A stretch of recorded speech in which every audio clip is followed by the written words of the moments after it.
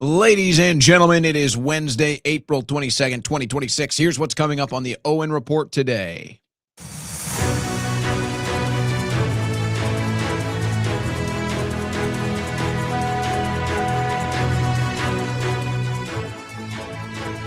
All right, big election result in Virginia last night. The trend continues since President Trump has been inaugurated. Election victories are few and far between for the Republican Party.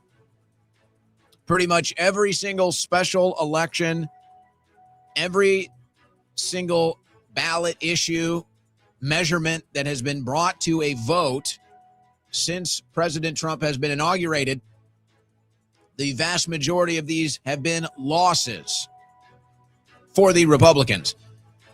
But last night's loss in Virginia carries extra weight.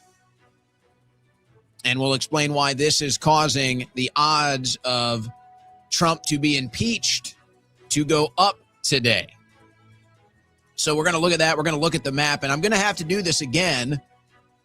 I've had to do this many times throughout my political broadcasting career. Explain how the Democrats gerrymander that leads to permanent power. So many of you have probably already seen these demonstrations that I do. We're going to do it again today because this map in Virginia is one of the best examples that you're going to have. It's unbelievable. And yet they do it every time. So we'll do a deep dive into that. We got a lot of news. A lot of news out of the Trump administration, a couple of exits, a couple of scandals today that we're going to be covering. The White House, we may hear by the end of the day, reclassifying marijuana. I do think that would be a win for Trump. He needs the wins. So at this point, he has to do it, I think, just for the victory. So we'll explain that. But now more government bailouts. More bailouts in the news today. It's unbelievable. We actually had mentioned Spirit Airlines. They have been clinging to life for a long time. And now with jet fuel prices skyrocketing, Spirit Airlines can't afford it. They're about to go out of business. Is the Trump administration about to bail them out? We will hear from Todd Blanche today. He spoke yesterday, then he went on Laura Ingraham last night talking about the Southern Poverty Law Center indictments. So we'll give a brief update on that. The indictment is really weird as far as I'm trying to figure out exactly where we're going. Because the idea, and Todd Blanche really threw a lot of gasoline on this idea last night. The idea is that we're somehow going to catch these people in an act of terrorism, really. I mean, I feel like that's what we would classify this as. If they're actively trying to infiltrate these groups and cause violence and cause hatred, that then results in violence and hatred, politically driven. I mean, this is in the realm of terrorism, but yet all of the charges are financial crimes. And then Blanche is like, no, we got them. They set all of this stuff up, but it's not in the indictment. So I'm trying to get a better idea. Maybe there's more indictments coming. I'm actually going to try to get a attorney on before the end of the week. I've reached out to Bob Barnes of the 1776 Law Center, the official legal group of the Owen Report. So hopefully we can get into that. Maybe he can make some sense of it. Remember, though, this was from a grand jury. So these things work outside of the time control mechanisms that the DOJ might have in other situations. So we're going to look at that. We got some other just raw political developments here out of Michigan, out of Missouri. Josh Hawley. I really like Josh. No congressman, no senator, no politician is perfect. I really like Josh, and I like some of the things that he's been saying and doing recently. We're going to review some of that today. And then I got a big stack of geopolitical news, some war news. We might have to do a new segment today. We might have to introduce a new segment to the show today to keep following up with somebody's crashing out. This news update was brought to you by OwenSchroyer.store, the official site for Owen Report merchandise. Guys, I have to let you in on a little bit of a secret here today. I've been trying to hide this. I've been trying to pretend that it's not true, but it is. I'm going to come clean with you here today. I like gold. It's true. I know. This is going to be shocking for many of you, but I really like gold. I like it a lot. I want more of it. And when I am seeking out more gold, I call my friends at Allegiance Gold. That's what I do. I pick up my phone and I dial 844-790-9191, and I talk to my friends at Allegiance Gold. And here's why. They have a A+ review with the Better Business Bureau. A+. It doesn't get any better than that. But really, it's a decision right now a lot of people are thinking about and a lot of people are making, not because they may like gold or silver, but because they know, hey, I need to think about my wealth. I need to think about diversifying my portfolio. Maybe I think I need to move something into precious metals to protect it. That's why you can give Allegiance Gold a call. The call is free, 844-790-9191. But while you have them on the line, ask them about $5,000 in free gold and silver with qualified investments, whether through your 401k, IRA, or savings. They will make it simple to move into precious metals. Or you can go to protectwithowen.com. Protectwithowen.com. Is it time to protect your wealth by getting into precious metals? If so, talk to my friends at Allegiance Gold and go to protectwithowen.com.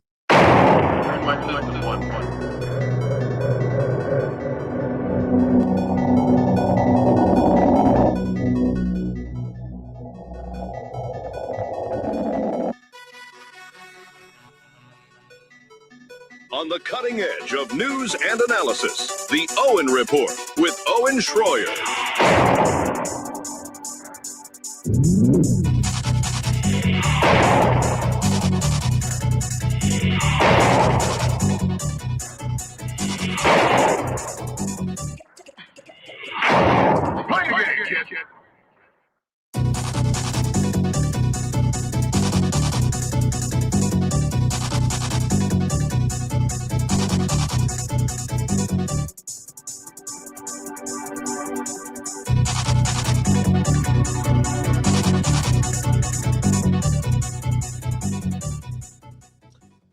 Man, oh man, we had about 3 straight days, maybe more. I quit counting of rain in Austin, which we needed desperately, I will tell you. And then the sun burst out today about noon, 1 o'clock. Oh, it was such a sight for sore eyes, guys. I got to tell you, really made me feel good. Really made me feel good. And I'm wondering how many people I see struggling through the political craziness, the political clown world. So many people crashing out, having psychotic breaks. They don't seem to be enjoying anything.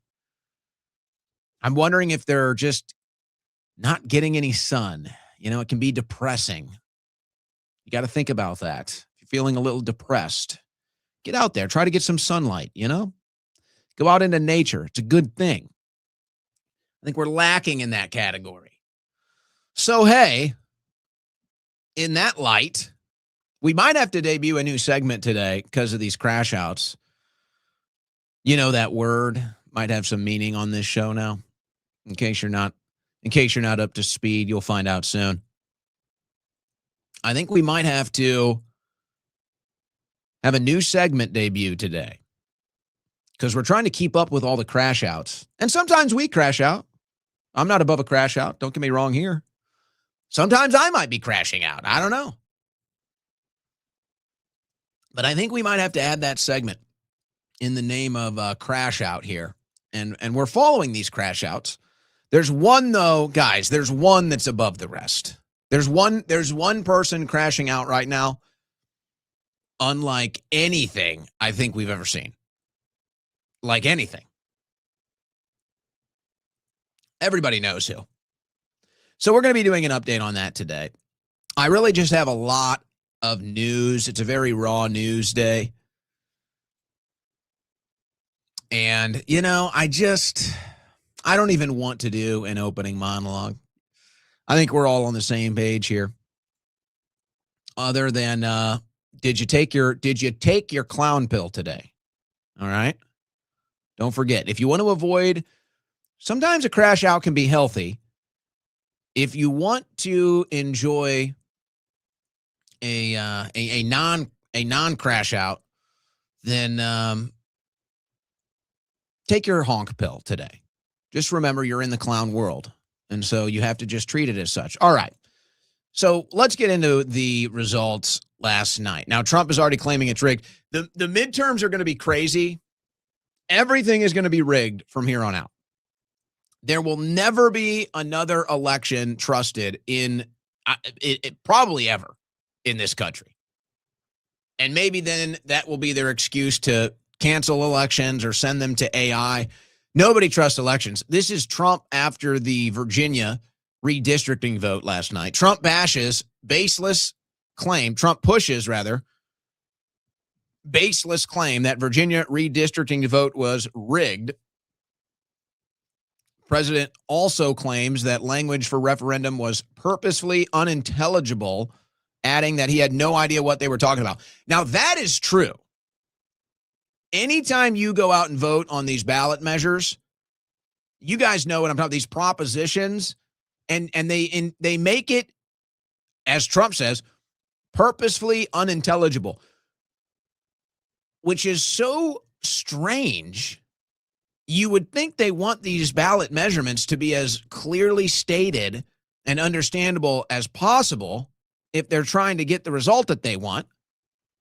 It's like, hey, this is our chance to make our claim to the voter here. This is why I need you to vote it. And then they make it so confusing. You don't even know what you're voting for. It's actually obnoxious. You really have to do your research into these propositions before you go vote, or you can end up getting confused and voting the wrong way. So he is right about that. Now, I don't know, as far as rigged is concerned, this is going to be the story every election from here on out, folks. Whenever there's national attention on an election, it's always going to be rigged. It's always going to be the claim. This is just where we're at. Nobody trusts elections. So it's not a good place to be in. And we can't even get a SAVE Act passed, as if we need one. The laws are already on the books, but we can't even affirm the laws we already have on the books with a SAVE Act. And apparently John Thune is done. He's done with this. He's basically giving everybody the cold shoulder. Oh, but it's not just Trump. Kamala Harris. She posts last night after the results. Donald Trump and Republicans have tried to rig the 2026 midterms. Today in Virginia, voters sent them a clear message. The power is with the people. Yeah, that's a screw job you guys just did in Virginia. A screw job. But see, whenever you lose now, everything is rigged. And there's no doubt we have sat here and watched elections get rigged. We have sat here and watched elections get stolen. And the vast majority of the time, it favors Democrats. It goes both ways. Democrats might argue the big steal from Al Gore to George Bush. But it's, the vast majority of the time, it's the Democrats finding their way on the right end of a rig job, especially in recent memory. But that's the play. Everything is rigged all the time. And then the most legitimate claim we have from 2020, which even most Americans now agree that election was stolen, we can't even really get any justice for that. So who really cares? You can't get justice for a stolen election. You can't get affirmation of your voting laws. So who cares? John Fetterman. That's who cares. John Fetterman might be a Republican by the end of next year. Maybe by the end of this year. He goes on Cuomo. Fetterman on Democrats redistricting win in Virginia. We all lose at this point. Who's got Fetterman as a Republican? Maybe end of this year. Maybe by the end of this year, I could see Fetterman switching parties. What do you guys think? Fetterman as a Republican? I think this is how it would go. If the Democrats really do push the Israel issue, they're going to have to go further than they already have. I mean, really push it at a party-wide level in an election cycle. Fetterman will leave the Democrat Party. He'll leave the Democrat Party, and he'll claim it's because of Israel. I could see that. I could see all of these things happening in the next 6 to 12 months from John Fetterman. So Fetterman is basically sitting here telling you the Democrats just gerrymandered this state into hell. Now, I want to get back into the gerrymandering in a second. But here's another issue we're going to be focusing on when it comes to the midterms. And you're already seeing some examples of this, specifically with AIPAC and the Israeli lobby. AIPAC knows it's unpopular, so they have to take the money that otherwise would be going to AIPAC. They have to take this political money and they have to repackage it. They have to find a new package, a new delivery system so that you don't know that it's AIPAC. So they've started all of these different groups. Now you don't know their names. So they can still fund candidates and still do their lobbying, but you won't know it's AIPAC. You won't know it's the Israeli lobby. So this has already been going on. But apparently, other big purses, a lot of other big political money is taking note, and they're deciding to do something similar. Let's read this here. Tonight's election, this is Virginia. And this is not a right-wing outlet, folks. This is for MS Now. This author here. So this guy's not, right-wing. This is coming from a left-winger. Tonight's election is probably an indication of how politics will be funded for the foreseeable future. In recent elections, a greater and greater proportion of the money raised by outside groups has come from nonprofits that do not disclose their donors. In Virginia, that trend went into overdrive. Over 95% of the money was undisclosed. So buckle up for the midterms 2028 and all the secret money elections to come. Okay, this is such a big issue. Honestly, this is an issue where you really have to sit down. I don't know if it's Congress. I don't know if it's an administration, but there has to be a conversation about money in politics. Politics, the election process is so corrupt. It's so corrupted by money. DC is so corrupted by money. Everybody knows it. And so instead of actually addressing the issue and trying to get this influence and corruption out of the process, instead, we see new ways. They find new ways to hide money and do different end arounds and different head fakes and different ways to get even more money into the political process without you noticing. Now, in Virginia, in this election, Democrats outspent Republicans 3-1. 3-1. And all the Republicans had to do was not spend over $100 million against Thomas Massie and for John Cornyn. That's just two. That's just two pressure points that you can sit here, because I see it. I'm sure you guys are seeing it too. Everybody bitching and complaining how Republicans blew it last night. Oh, yeah, like the Panicans have been warning for months, but I digress. They're all complaining how Republicans missed the boat on Virginia. They're all complaining how Republicans didn't spend money in Virginia. Yeah, isn't that funny? Where's Marian Adelson when you need her? Isn't that funny? So Adelson can spend tens of millions of dollars against Thomas Massie in Kentucky, where he's basically a shoo-in, And the only reason she spends that money is because Massey doesn't vote for Israel's war interests. So Marian Adelson may be the number one piggy bank for the Republican Party right now. And she's not even going to look at Virginia. She's not even going to look at this redistricting issue in Virginia because she's trying to get Thomas Massey out for Israel's interests. And then I have to watch the same Republicans that love Marian Adelson, and they're going to sit here and bitch about how we didn't spend enough money in Virginia. That's funny. Why don't you guys give Mariam a call? It's very easy. I know you guys do it all the time. I know you guys are trying to shake her down for cash all the damn time. She's like the bank of the conservative Inc. And you're gonna complain that there wasn't enough money in Virginia, but then you're gonna be happy that Adelson is wasting money for Cornyn in Texas, wasting money for Massey in Kentucky against Massey.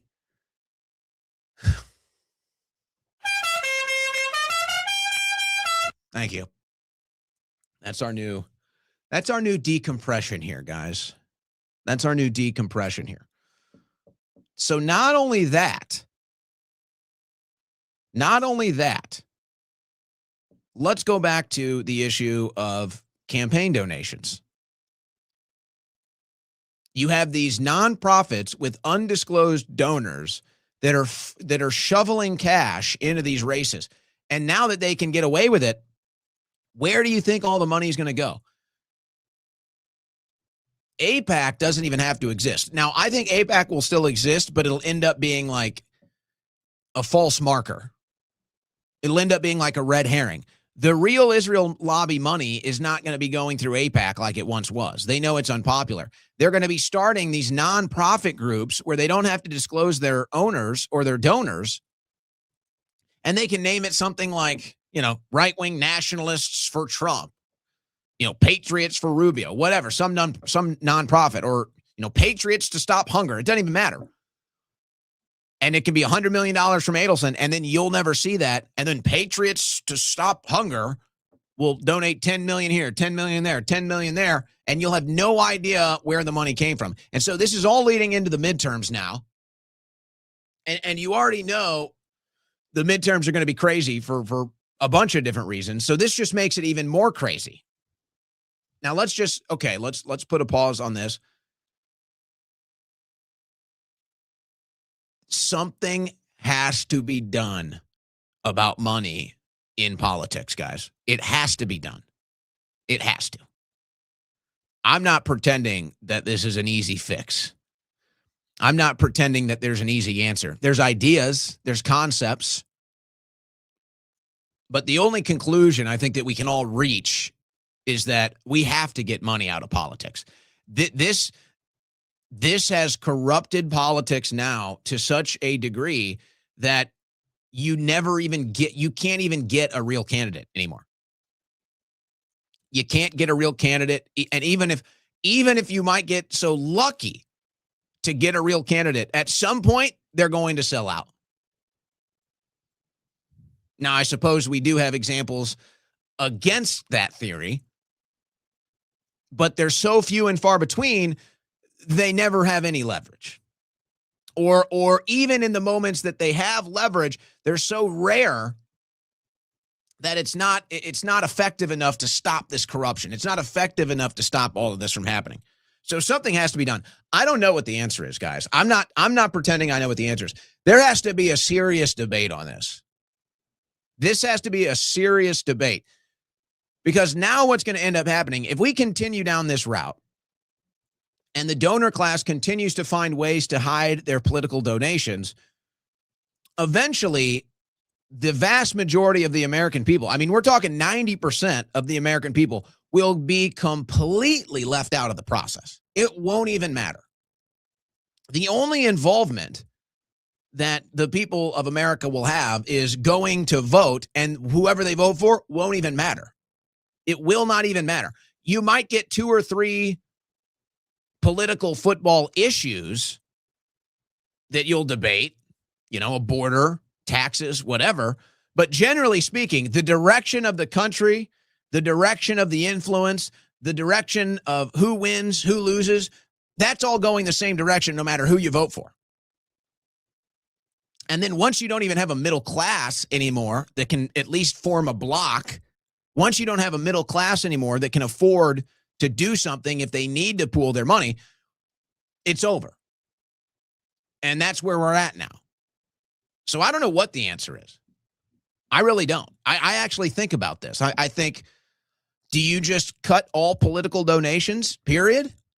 Can you do that? Is that what you do? Well, then you might say, well, this kind of makes it tough for a poor person to run for office. Now you'll basically only have rich people running for office. Is that a problem? Is it a good thing? Is it a bad thing? I don't know. Maybe you say, well, okay, we can't go that route. Maybe you just take cash out.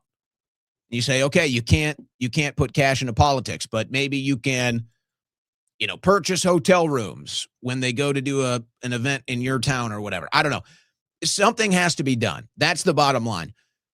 Way too much money in politics. It's corrupted the entire process. It's really left the voter out to dry, no matter which way you vote. And then we just end up in this same clown world. We just end up on this same merry-go-round. And the left gets disenfranchised, and then they vote for the right. And then the right gets disenfranchised, and then they vote for the left. Meanwhile, we continue to lose our culture. We continue to lose our country. We continue to lose our borders. We continue to lose our wealth. We continue to lose our influence over our government. So at the end of the day, the money has to get out. But let me stop right there and actually get to this map. So I've been explaining this for years. This might be the best example ever of how the Democrats gerrymander. Sorry, I just got distracted by Max Nordeau. I didn't realize he was replying to my post. Oh, wow. What a loser. Anyway, let me explain how the Democrats gerrymander. And this map is maybe the best example. So D.C. is, right around here. So this is D.C. up here, Northern Virginia. And as you can see, this is going to be your population dense area right here. Okay. So here's what the Democrats do. They siphon votes out of this blue area right here. So this is a heavily blue area, Democrat area, DC swamp extension right here. And the vast majority of people that live here, say 80, 90% probably, will vote Democrat right here. Okay?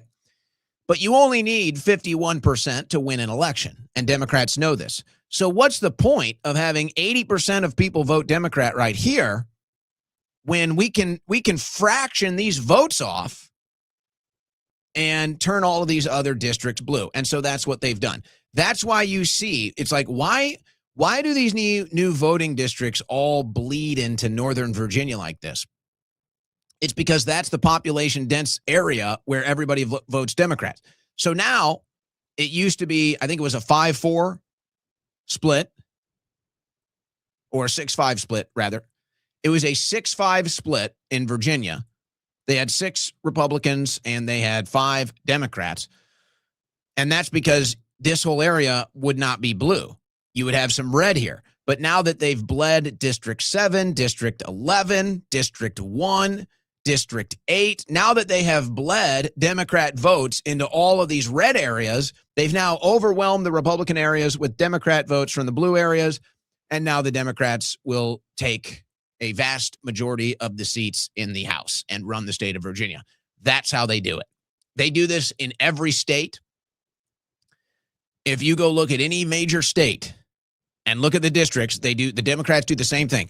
They've siphoned votes out of the big blue cities into the red areas right up until they get that perfect number that flips the area blue, and then they move on to the next district. Why do you think when it came out, I forget the name of the report that had it, Red State, I think it was Red State. They dug in to the Democrat Party books Remember when they found that big story about how the Republicans were spending a bunch of money on flowers and limos and champagne? Well, on the other side of that, the Democrats were spending all of that money on voter data. And this is why. The Democrats pay for that voter data so they can plug these numbers into a formula and then determine how they can redistrict to turn what would be 5 districts, 3 red, 2 blue, and redistrict to make all 5 districts blue. And that's what they have just done. Maybe the best example. And now because of it, they will get more seats in the House. The Democrats have been doing this for my entire life. And this is how they ever really get power in the House. Without this gerrymandering, I don't know how many times the Democrats would have won the House. It definitely would not be as balanced. So that's why they do it. And it's crazy that we sit here. I mean, I don't know what you do. Virginia just voted for it. It wasn't a massive victory, but they got enough votes to win. But now you're not represented. And this goes against the very fabric of the founding political science of this country. It actually completely bastardizes the brilliance of our political system. The whole reason, it's like, why do we have the Electoral College? The whole reason our system was designed this way with elections was to make sure that one population-dense area could not control the fate of the entire country. Democrats hate that. They want to be able to rule through major cities. They want to be able to rule through population-dense areas. And then they want to use those districts to control all the rural areas, the farm areas, all these different parts of the country. But our founding fathers were so brilliant when they were designing the political science of this country. They were so brilliant that they built these things into the system as protection mechanisms against one party getting permanent power like this. So this is why the Democrats want to get rid of the Electoral College. This is why the Democrats do all of the gerrymandering that they do. This is why they changed the way that the senators even got into office. They rewrote the rules on that. Same deal. So it's just crazy how corrupt it all is, folks. And it's all because of the money. It's all because of the money. And right now, Democrats are spending it to win elections. Republicans are spending it to protect Israel. So I guess we know how that's going to go. Now, Trump has made a couple announcements today. Let's start with this one. Now, you may remember we talked about this yesterday. This image of these Iranian women, I think it's fake, quite frankly. But 8 Iranian women apparently kidnapped by the Iranian regime, threatening to hang them. Okay, and Trump shares this yesterday. Who knows the source? Nobody can find the source. There's one account on X, Ideological, that clearly has foreign interests and loyalties. So who knows where this is actually coming from? Now, Trump announces today that he has just been informed that the 8 women protesters who are going to be executed tonight in Iran will no longer be killed. 4 will be released immediately, and 4 will be sentenced to 1 month in prison. I very much appreciate that Iran and its leaders respected my request as president of the United States and terminated the planned execution. Okay. I'm sorry, but none of this makes any sense to me. None of it. So first you have the images of the ladies that looks like they all just lined up for a photo shoot. Looks like they all just had their class photo taken. So that, A, is suspicious. Trump sharing an X post from an individual who people don't trust, to put it lightly. That's oddity number 2. Like, what are you doing? You're the president. Why aren't you sharing your own source? Why don't you have your own source material? Why are you going to some account on X that a lot of people think is like a propaganda account? So, okay, 2 oddities. Then you get to today, and he says, okay, we got this deal done. Tell me how this makes any sense. Tell me how I'm going to believe you're claiming that the Iranian regime is just ruthlessly killing tens of thousands of protesters. I mean, mass murder, mass slaughter. They've claimed over 40,000. We've heard numbers over 40,000. I think people have even said up to 70,000. So you're going to sit here and tell us the Iranian regime that you've also changed and you say is the good guys, but then when you want to continue the war, you say, wait, they're killing all these protesters. So they killed 40,000 protesters, but these 8 that just happen to be, I don't know, good-looking women, I don't know, what's up with that? What's up with that? We just get an image of 8 of these women now, and they all look like they just had a Photoshop. Okay? And you just pick up the phone and say, gee, Iran, do you think you could just not kill the women? Look at those 8 beautiful women. They're very beautiful. We'd like to have them out to a beauty pageant, actually. I've got an island. Have you heard about the island? It's a new island. We got an island. We can send them to an island. It's going to be great. Can you just not kill them? Just those 8. Whatever other protesters you have, we really don't care too much. You might have 10,000, 50,000. I don't know anymore. But just those 8, please. If you could just not kill those 8, that'd be great. Thank you. And Iran just said, okay. Right.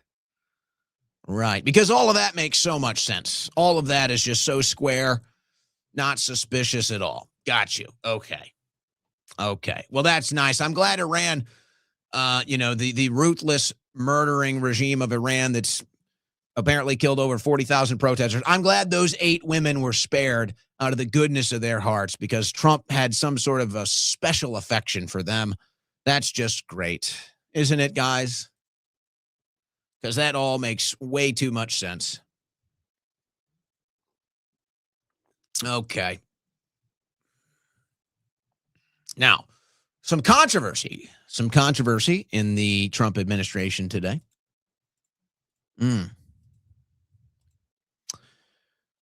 Well, I'll tell you what, let's actually here, maybe we should pull back.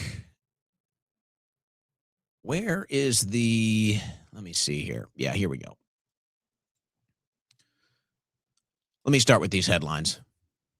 No, I don't want that. Let me start with these headlines.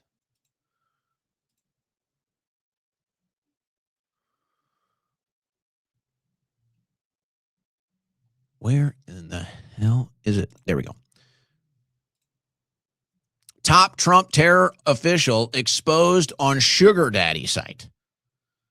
A complaint filed with the DHS Inspector General's office accuses the 29-year-old of seeking out older men to fund her luxury lifestyle. And then there's Julia Vaccaro, I believe was her name. Or Valvaro. Julia Valvaro. Yeah, Julia Valvaro, 29 years old. There she is in that picture with President Trump. They say she was on a sugar daddy site. Apparently likes to date older men. Trump official under investigation for allegedly hunting sugar daddies to fund lifestyle. A top counterterrorism official in the Trump administration is under investigation after allegations she was using sugar daddies to fund her lifestyle. The Deputy Assistant Secretary for Counterterrorism, Julia Vero, 29 years old, had an official complaint filed against her after a man who was identified by the Daily Mail as Robert alleges he spent $40,000 on her during their 3-month relationship. He said they met on the dating app Hinge and alleged she was using the sugar daddy platform under the pseudonym Alicia. Robert has made an official complaint with the Department of Homeland Security Inspector General. So this is a bitter ex. You have a bitter ex calling the DHS to file this complaint. Man, oh man, guys. So he calls, he's crying, he's upset. I mean, I don't blame him. Look at that. I mean, come on, guys. That is, yeah. So he's upset. He's got his heart broken and maybe something else here. He couldn't keep up. She left me. Oh my gosh. She bilked me for 40 grand. I met her on a dating site. It's so bad. I thought her name was Alicia. Robert made an official complaint. He called in crying after the breakup, revealing she had a profile on the Sugar Daddy website. I was on it. I'm the Sugar Daddy. On the page seen by the Daily Mail, she called herself Alicia and offered seductive sophistication. She used the same photo that is on her Instagram. Varro told the outlet she did nothing wrong and denied having a profile on Seeking. So there's a lot of other stuff that has come out. There's some text messages, some other stuff. I wonder where they're getting this stuff. It has to all be coming from this ex-boyfriend, is my guess. Now, I have seen a couple other people that I guess dated her in D.C. The dating scene in D.C. is it's a whole nother world. A lot of Eskimo families walking around, if you catch my drift. So, yeah, she is on some dating app. She tells them that she wants a sugar daddy. This is really, it's not uncommon these days. I guess if you want to be in government, you're supposed to have maybe a little better ethics than that is the issue here, I guess. I'm not really sure how this comes into any political issues, but she's under investigation anyway. At first I saw this and I was like, this looks bad for the Trump administration. Now I don't know. Maybe she doesn't belong in there. By the way, she's a Biden holdover. She came from the Biden administration. So how did she, how did she get that? How'd she get that deal? Did she have the lips that go boom, boom like Caroline? It's amazing how these women all end up in there, isn't it?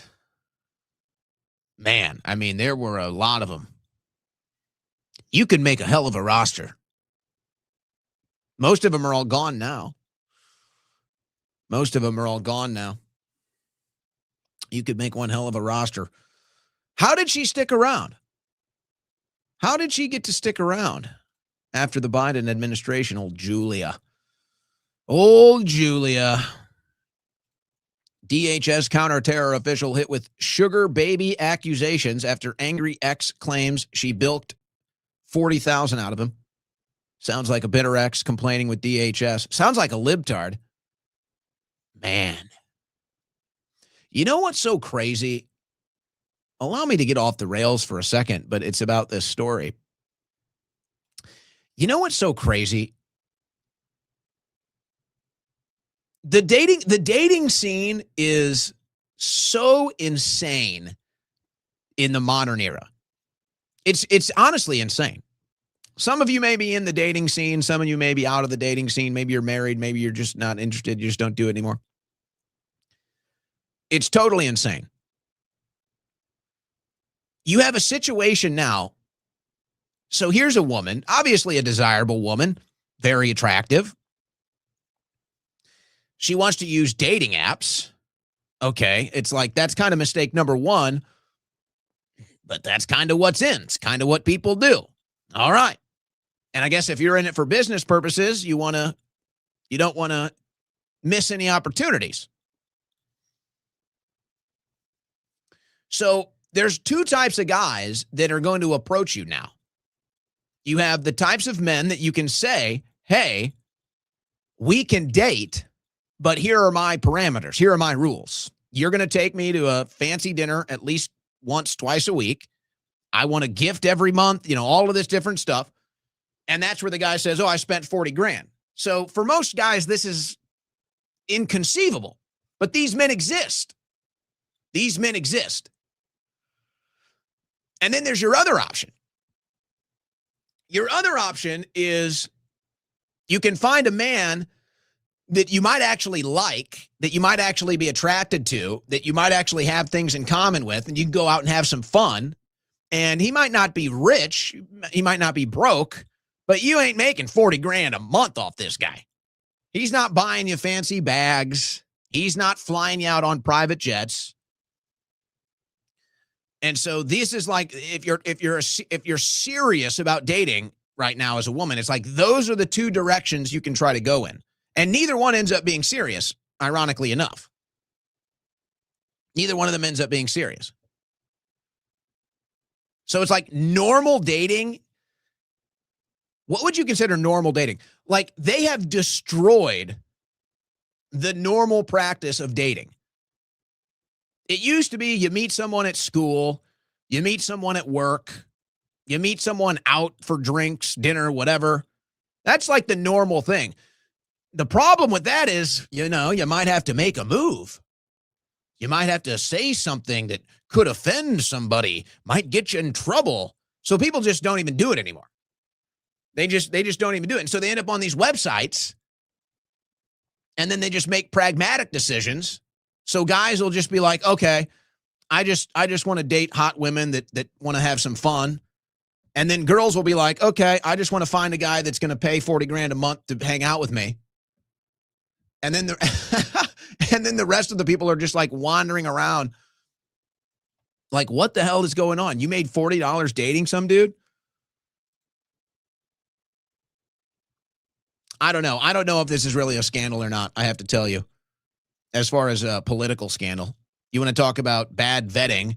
You want to talk about, does this woman belong in politics? Okay. But I'm not sure if her dating life has anything to do with the political scandal. You know what the problem of the problem that the administration has is there is so much sexual scandal now. There is since Bill Clinton, I don't know. I don't know if there's been an administration embroiled in so much sex scandal. I mean, even Biden with the touchy-feely with the kids. I mean, it's Trump. It's the Epstein files. It's him hanging out with Epstein. It's all the drip, drip, drip. It's the Epstein clients. It's the Epstein list. And now it's Kristi Noem's husband with big, fat, fake boobs. And now it's this girl with the sugar daddy lifestyle. And it's much worse than that. This is just what we see. So because there is so much sexual scandal right now in D.C. with this administration, I think this looks worse than it is. You really can get away with it all, can't you? It's a good thing. It's a good thing that she's not a teacher, and then she'd probably be in real trouble. Yeah. I think the boyfriend is a little heartbroken, guys. I think he's a little heartbroken, and maybe the bank account hurting a little bit too. So he called it in, guys. He called it in. Now the left they're using this as an attack on Trump. Of course. And they're talking about this is a bad vetting process. Well, that's funny because this is a holdover from the Biden administration. So if your insinuation is anybody that worked for Biden needs to be vetted out, then yeah. So how'd she get in? I mean, there's one guess. There's one guess. Where is the vetting? They're all asking. Where is the vetting? How did she end up in there? I mean, look at this. Guys, some of the text messages are actually hilarious. I think this chick is pretty funny. I got to tell you. I think it's hilarious. I think the whole thing is hilarious. I don't think there's a political scandal here. And I do wonder how she ended up getting the job inside of the administration. But the Democrats are like, look at the vetting. That you can't trust anyone. The administration, the vetting. You guys don't get it, but you do get it. You're pretending not to get it. The vetting is going just fine. In case you haven't noticed, they're going through the vetting process. If they find out you're like, as long as you're straight, I think it's as long as you're straight. If you can get into the administration if you're gay, but we don't want to see or hear about your kinks. They're not into that. So you can get in if you're gay, but you're like, you're not flamboyantly running around, twirling around the White House, bringing a toy or whatever. Like, okay, you can get in. You'll be fine. If you're straight, you can be a sexual deviant. If you're straight in the Republican Party, you can be a sexual deviant, and it is all good. It's all good. Don't worry about the vetting. The only vetting that matters right now, and this is very clear, the only vetting that matters right now is, will you be loyal to, I don't know who, guys. I don't know, actually.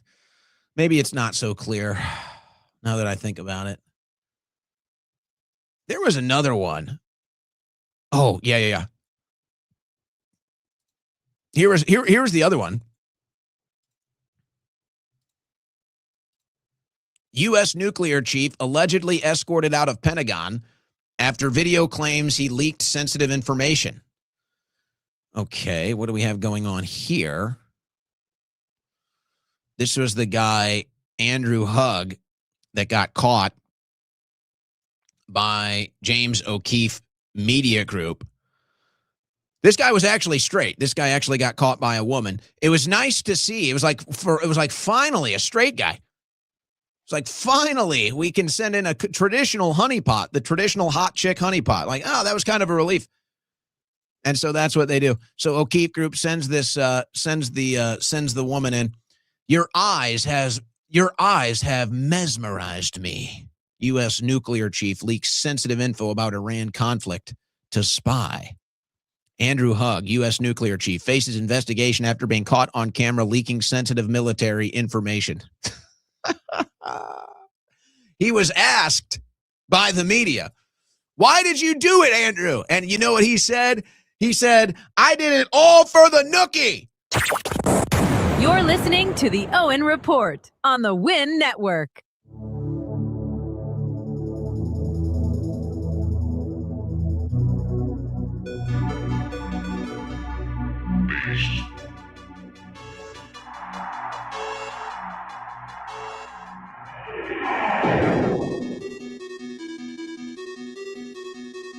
No, que stop this.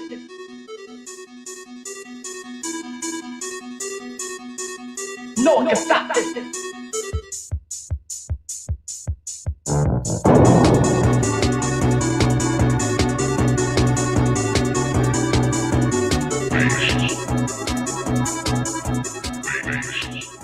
No, que stop this.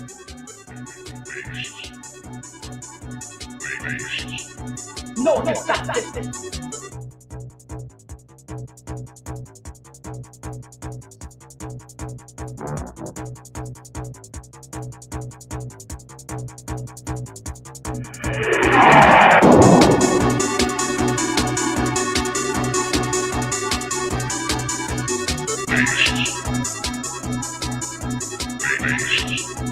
No, que stop this.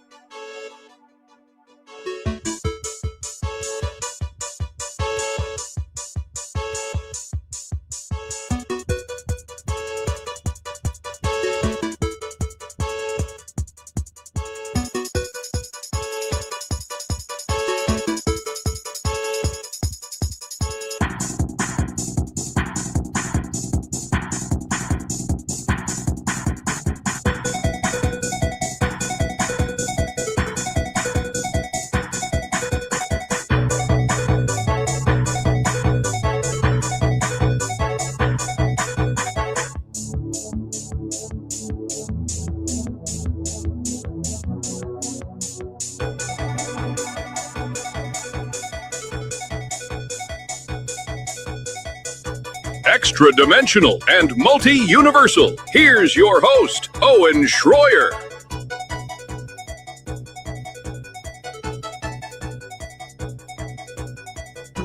true. It's true about me. Extra dimensional, multi-universal. You might notice I'm actually in two places at once right now.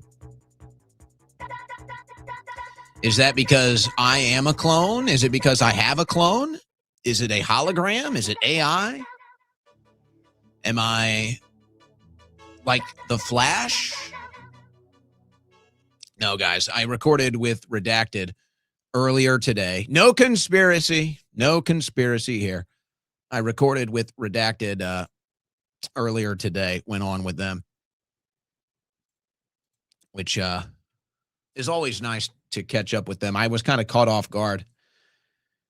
There was a bit of a time mix-up. So that's why I look like I wasn't ready, because I wasn't.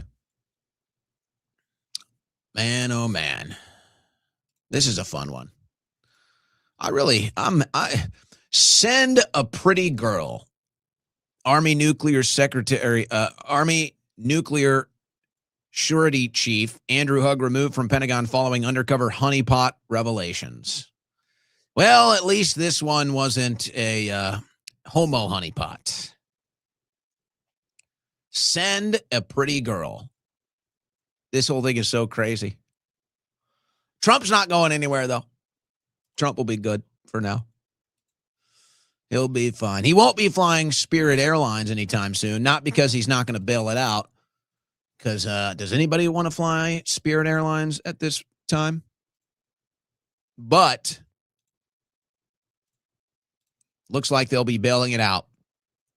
Spirit Airlines nears deal with Trump administration for $500 million rescue package.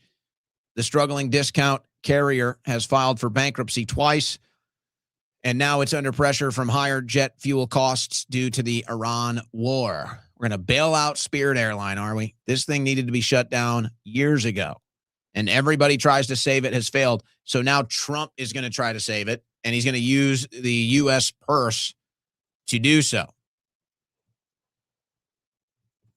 Wow. Wow. Thank goodness. $500 million to rescue Spirit Airlines. Yeah, we were all hoping. We were all thinking about Spirit Airlines when we voted. White House pushes imminent easing of controls on marijuana. They need this victory. I'm going to put it straight. Whether or not they care about this issue doesn't matter. They need this victory. They're going to have to do it. We may hear about this before the end of the day. Under an administration plan, marijuana would be moved to Schedule 3, like some common prescription painkillers. It now has the same Schedule 1 classification as heroin. Yeah, well, it should have no classification. But we should just end the war on drugs altogether. But that's a separate issue, I guess. So you saw the other day, the Democrats were thinking about making marijuana a big midterm campaign issue. I guess, I don't know. I don't know if it really moves the needle that much. I think maybe in some districts it might move the needle quite a bit. I don't know how much it moves the needle on an election. It is a victory that the administration needs badly, though. If they can come out and do something positive for marijuana, that will actually be a victory. Not only, I think, will it be mostly indifference or popular from the American people, it takes away that tool from the Democrats heading into the midterm. So the Democrats can't do some big campaign on marijuana if Trump gets ahead of them and reschedules it. But you already have seen that out of the Democrats the last couple of weeks, talking about how nobody should go to jail for marijuana and you know, marijuana needs to be legal, all of this other stuff. So I anticipate the White House will do this, if for nothing else, just to get a victory in these trying times out here in the desert. So Trump is lambasting the Supreme Court today. Oh, boy.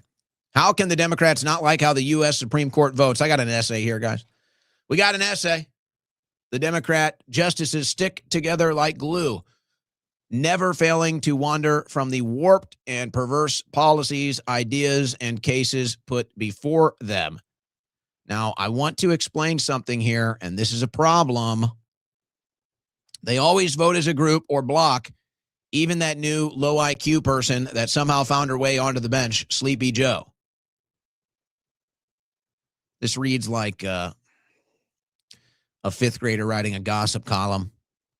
The Republican justices don't stick together. They give the Democrats win after win, like $159 billion pile of cash on a completely ridiculous tariff decision and nasty one-sided questions on the country destroying a subject of birthright citizenship, something which virtually no other country in the world is stupid enough to allow. So it's like he's trying to make his case here.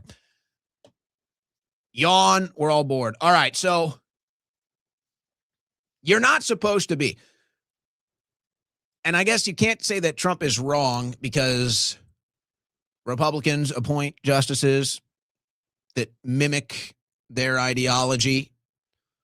Democrats want to appoint justices that mimic their ideology, but they're not supposed to be political. That's kind of the purpose here. You're not supposed to be considered a Republican or a Democrat. You're supposed to be considered a neutral, fair, and balanced Supreme Court justice. So, yeah, the whole thing is corrupt now. And I think who did it worse than anybody had to be Ruth Bader Ginsburg. But now you've got leftist ideologues that get onto the bench and they view it as a political tool. They view it as a Democrat political tool, not as a role of being a judge and needing to be neutral and fair as a judge. But Trump is complaining about his own people. Trump is complaining about the people that he appointed. Trump appointed, almost enough people to the Supreme Court to win anything. They don't support him, and I find it ironic. It's karmatic justice, in a way, that Trump is saying, hey, I put you in the Supreme Court. You misrepresented who you are. You misrepresented who you are and what you stand for. Really? Wow. Who does that sound like? Trump is upset that he put individuals on the Supreme Court that lied about who they are and what they stand for. Where have I heard that before?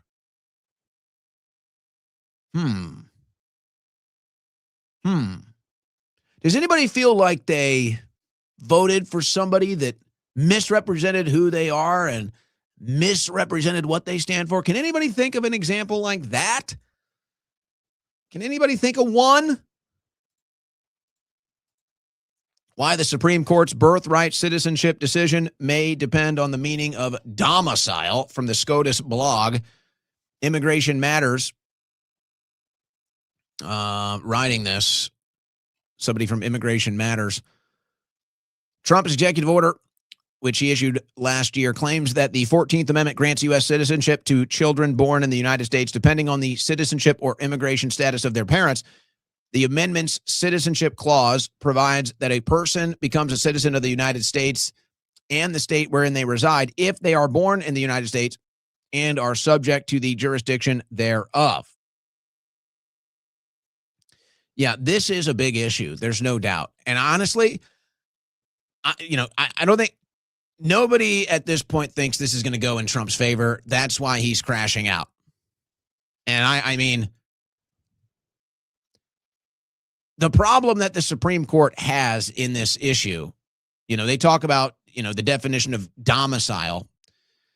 That's one way to put it. The issue that the Supreme Court justices have is how they're going to interpret what applies to birthright citizenship. Is it just you're born here, or are there other parameters that come into play? And so, of course, that's what Trump is arguing. And the liberals say no, which used to not be a liberal stance, by the way. I don't think the Supreme Court is the answer to this problem. I think you have to find a new way to stop birthright citizenship, or really, because the solution here is to stop them from coming. I guess that's what I'm trying to get at. If you can't get this victory at the Supreme Court, or you're going to have to deal with this debate over the interpretation of the 14th Amendment, there's a way to just null and void the whole thing. It's called you don't let them in. Simple as that. You don't let a bunch of pregnant women come in here to have anchor babies. And there you go. Problem solved. I don't have to worry about birthright citizenship because I'm not letting all of these people come in and try to take advantage of it. But I guess and the issue is that there's so many of them that are already here.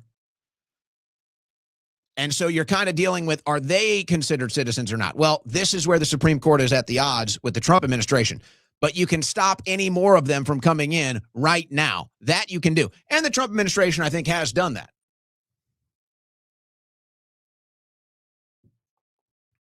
So don't let pregnant women in. They won't come here and have anchor babies, no matter what the Supreme Court interprets the law to say. He's not happy, guys. I thought we were so sick of winning. Actually, we are, guys. We've won. I'm surprised. Trump will probably make this claim eventually. Maybe I'll put the idea in his ear. Trump has actually won the Iran war like 10 times. Trump has won how many wars? He's won at least 1,000. Trump's won thousands of wars since he was inaugurated last year. And Trump has won the Iran war at least 10 times, maybe 20 times by now. So that's what he means. He's so sick of winning this Iran war. He just keeps winning it every day. He's upset at the Supreme Court. Trump bashes Supreme Court Republican justices, says they've gone weak, stupid, and bad. Darn it. Darn it. My whole day was ruined one time. You know, I was like 5 years old. I was at the playground and some kid called me weak, stupid, and bad. I never recovered from that, guys. Look at me. Look at me. I'm pathetic. A kid at the playground called me weak, stupid, and bad. I've never recovered. Look at me here. I'm struggling. I'm hideous. I'm miserable, depressed. And now Trump has ruined their lives.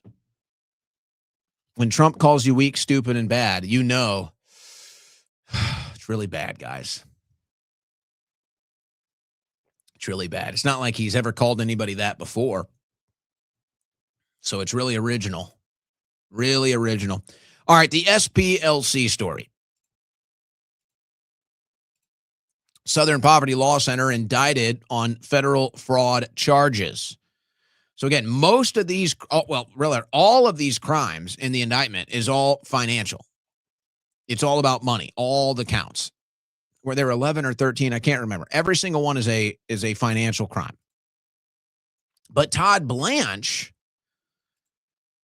went on Fox News last night. And so if you started to see this narrative, and I'll get a little more into the detail, but you saw it about Charlottesville, how basically people are reporting that the Southern Poverty Law Center essentially ran the entire Charlottesville operation, the Very Fine People hoax.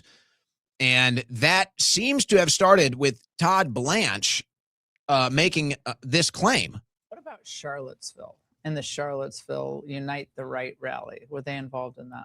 Yes. So what we allege in the indictment and what the grand jury found is that one of the individuals that they paid was one of the folks who helped organize that terrible event. And so so imagine what we're talking about, Laura. We're talking about an organization that actively came out and just screamed it from the top of their lungs. So just so people understand watching this, did these informants in some cases, given the evidence you've seen, actually initiate what would ultimately be these activities? And obviously Charlottesville ended with a tragedy.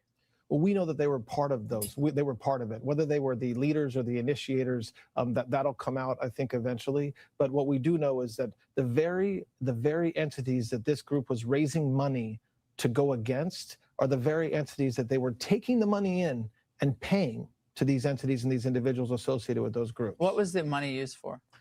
Well, we don't know, because again, all we know is that they set up these fictitious bank accounts. Fake names, like the Constitution Group or whatever it was called. Then they had one called Fox Photography. Right. They're completely fictitious as far as the investigation has shown, and they were using it simply to funnel money to these individuals. The indictment talks about a situation where they paid an individual to steal documents from the organization and then return the documents. And then when somebody else took the hit for it, they paid that person too to take the hit for that. And so, all right, so there really is a lot to decompress here. When Ingram tries to pin him down on the issue of who ran the Charlottesville Unite the Right rally, he seems to, he backs off of it a little bit. So 11 financial crimes. Now, I think the problem that some of us will have, the problem that I have with this story right now is I've lost faith entirely in the administration to do anything. That's my problem. I've lost faith in this administration to get anything that needs to be done. And that would include stopping these left-wing groups from doing exactly what he's alleging that they're doing, which we have known they've been doing for years. I mean, it's so obvious. Now, if I put that bias or doubt aside, I would say this is their in. This is their in to the Southern Poverty Law Center. And when you look at the amounts of money, folks, these were not small bills. I mean, we're talking tens of thousands of dollars in transactions here. I mean, this was a job. I mean, people were making good money. So it's no joke. The question becomes, do they intend on following that money? Because you hear what he says, and Ingram mentions, it's like Fox Corporation, photos, and all of this different stuff. So it sounds like now they have to go in and follow this money. They have to go into these different shell corporations, go into the different transactions where they know this transaction happened, and then say, okay, what were the transactions that followed? So this could result in more. I just have little to no faith in this administration doing anything. But if they want to, this is the door. The door is now open for them to get in there and look at the books and see exactly how all of this stuff goes down. Now, there's another interpretation here that is basically claiming that they really don't have much. That they're essentially going to try to argue here that the very transactions themselves are the crimes, and the defense is going to argue, well, what's the crime? What's the crime? Being deceptive? Lying? So I don't know. This case is a bit odd to me. I want to bring on a lawyer, an attorney, to get their interpretation from a legal standpoint, because I'm just not so sure. And hey, we all want to see these left-wing groups that we know cause the chaos. We know incite and fund the terror. We know this is going on. It's no big story. I mean, we used to run around and make the jokes at the events about how they're all getting paid. So it's not like that's a big news story, but now they have the door open to get in there and look into it. But I'd like to hear from an attorney on this. So we're going to work on getting maybe Bob Barnes on. But so this, though, this is a former attorney at the SPLC, Mark Potok, from the documentary Alt-Right, Age of Rage.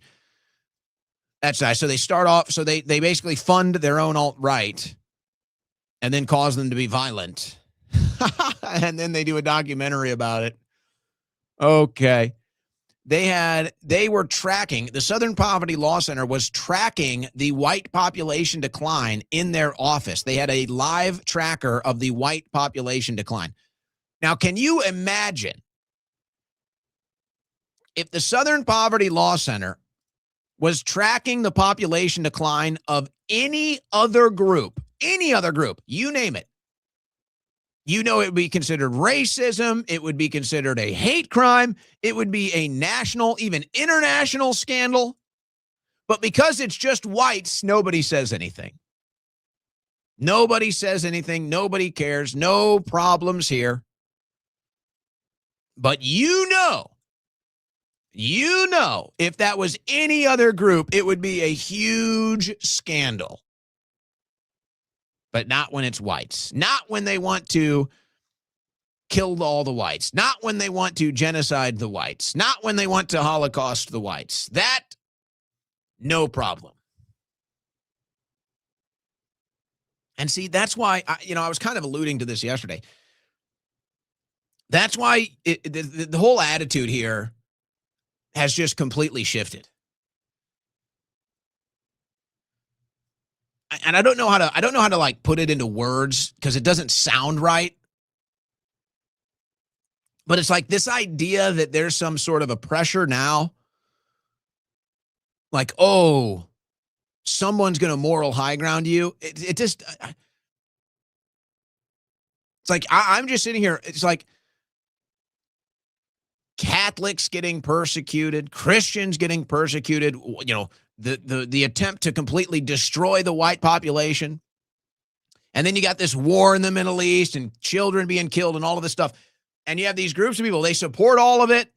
They support all of it. They get behind all of it. They rally behind all of it. They cheer all of it on.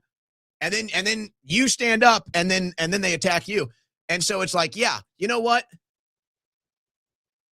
I don't care anymore. Oh my, it's like the same thing we just went through with the left. It's like, oh, that's racist. It's like, shut up. Don't care. I'm not going to be I'm moral high ground from some leftist. Now it's the same thing with the right. The right has no moral high ground anymore. It's all clown world. So it's just like, I don't really care. I don't really want to hear about your moral high ground. You guys are scum. You guys support killing kids. You guys support another war. You guys support selling our country out. And then you're going to try to moral high ground me? That's a joke. That's a joke. Get ready, though, guys. Get ready for the midterms. Michigan Democratic Senate candidate claims Israel just as evil as Hamas. Just as evil? Abdul al-Sayyad, a Muslim Democrat Senate candidate in Michigan, insisted that Israel is just as evil as the terror organization Hamas on Sunday. Well, yes, one is considered a terrorist, one is not. That's how they do propaganda. CNN asked El-Sayed about this. You said the Israeli government is evil. Do you think they're just as evil as Hamas? El-Sayed says, yes, killing tens of thousands of people makes you pretty damn evil. It's not how evil this one versus that one. Hamas evil, Israel government evil. We can say both.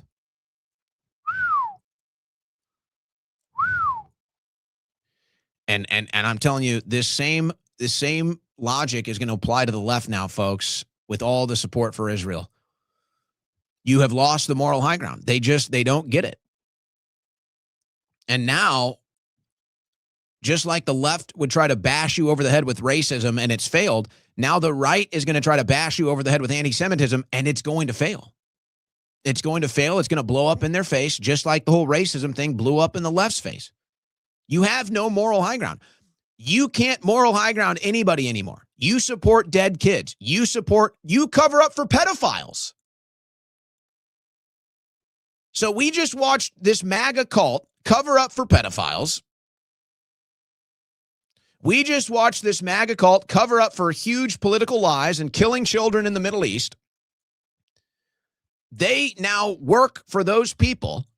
They're now loyal to those people, pedophiles, child sex traffickers, rapists, murderers.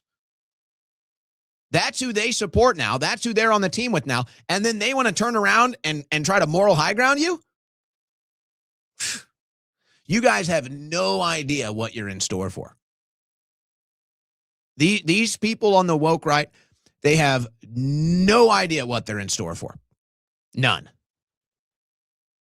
And it's so funny because you just realize these people are just like 2 election cycles behind on every issue. So that's why they were the original never Trumpers Now their election cycle's behind us. Now they are the Trumpers, and now we're saying, hey, here's the next level. And it's not even Groundhog Day.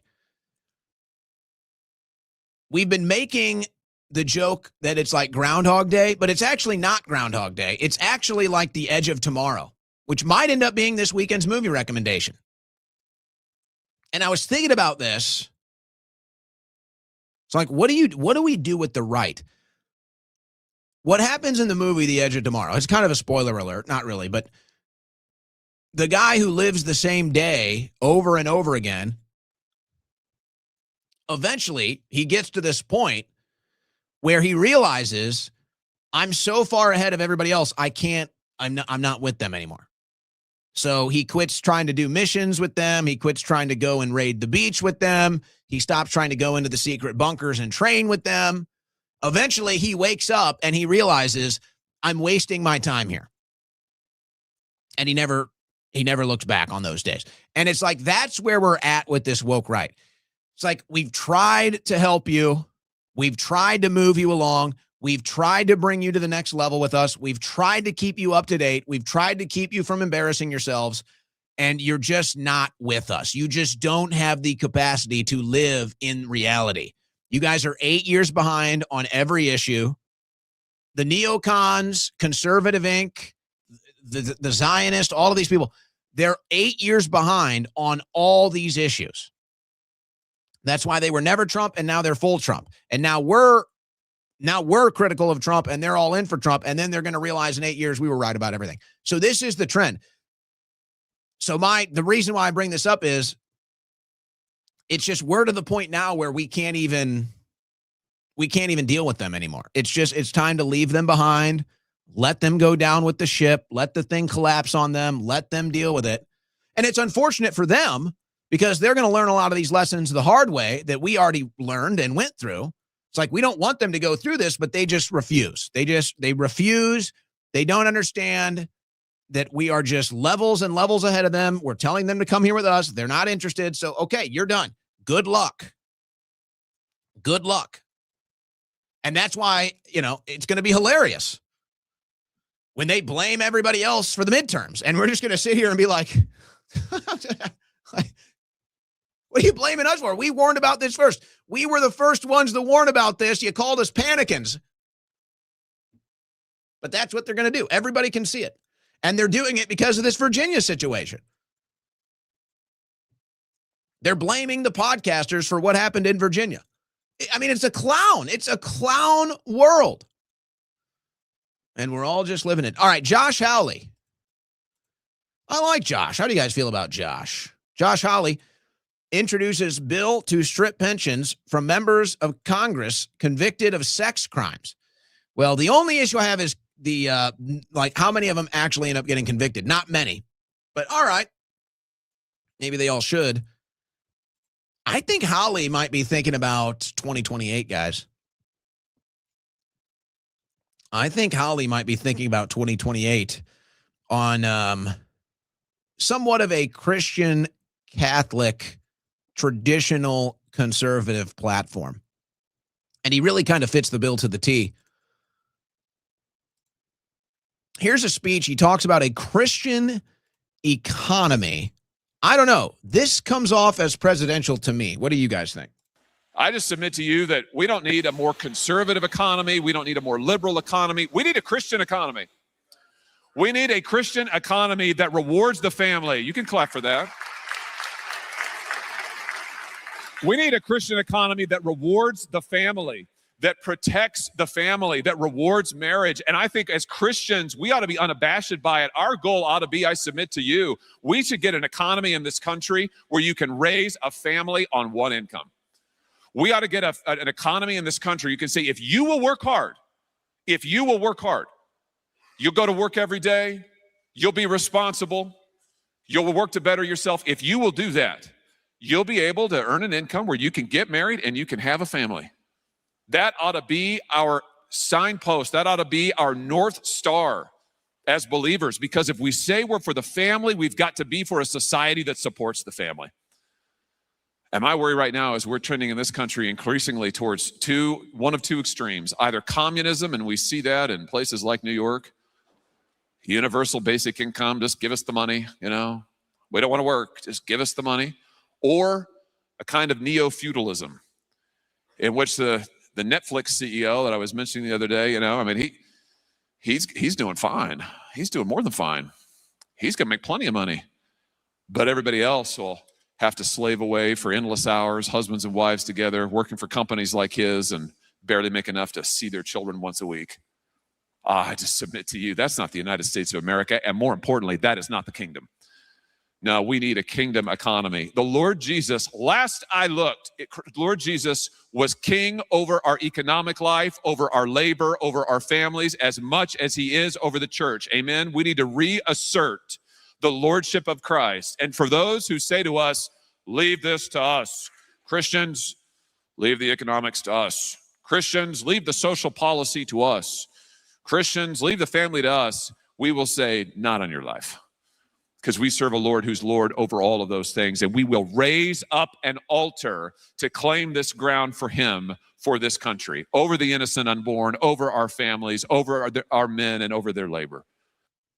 And that was obviously at a religious event. That's why you have the Christian messaging there. Guys, I get it. I see the chat. Oh, AIPAC, all of this stuff. Hey, relax. Relax. I'm telling you, I think Hawley is thinking about a run. That sounds like it's the type of rhetoric that he's testing to take to a campaign, to run on a very Christian nationalist ticket. And so you can complain all you want about Hawley. I'm not here to tell you you should vote for him or not. I'm telling you that's presidential. And I'm telling you, if this is what he's thinking, if he's thinking about 2028 and he's thinking about a run, then he's thinking about a platform, and that looks like the platform he's thinking about right there. And I like it. Again, I'm not telling you we're way too far away from 2028. We don't even know if he's running. I'm just saying I like that. I like that on the platform. I would like to see that in a Republican primary. I think it's good. And I wouldn't be too sure. I don't know about these midterms, but folks, I'm telling you, the whole AIPAC thing, the whole Israel thing, it's going to eventually take over the Republican Party too.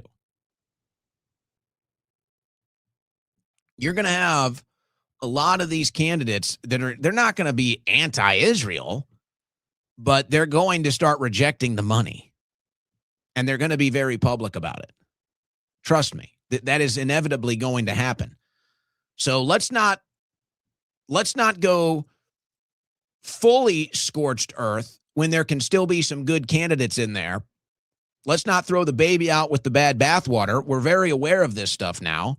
There's a very heightened sense of awareness, and the message is going to be loud and clear after the midterms as far as foreign policy in Israel is concerned.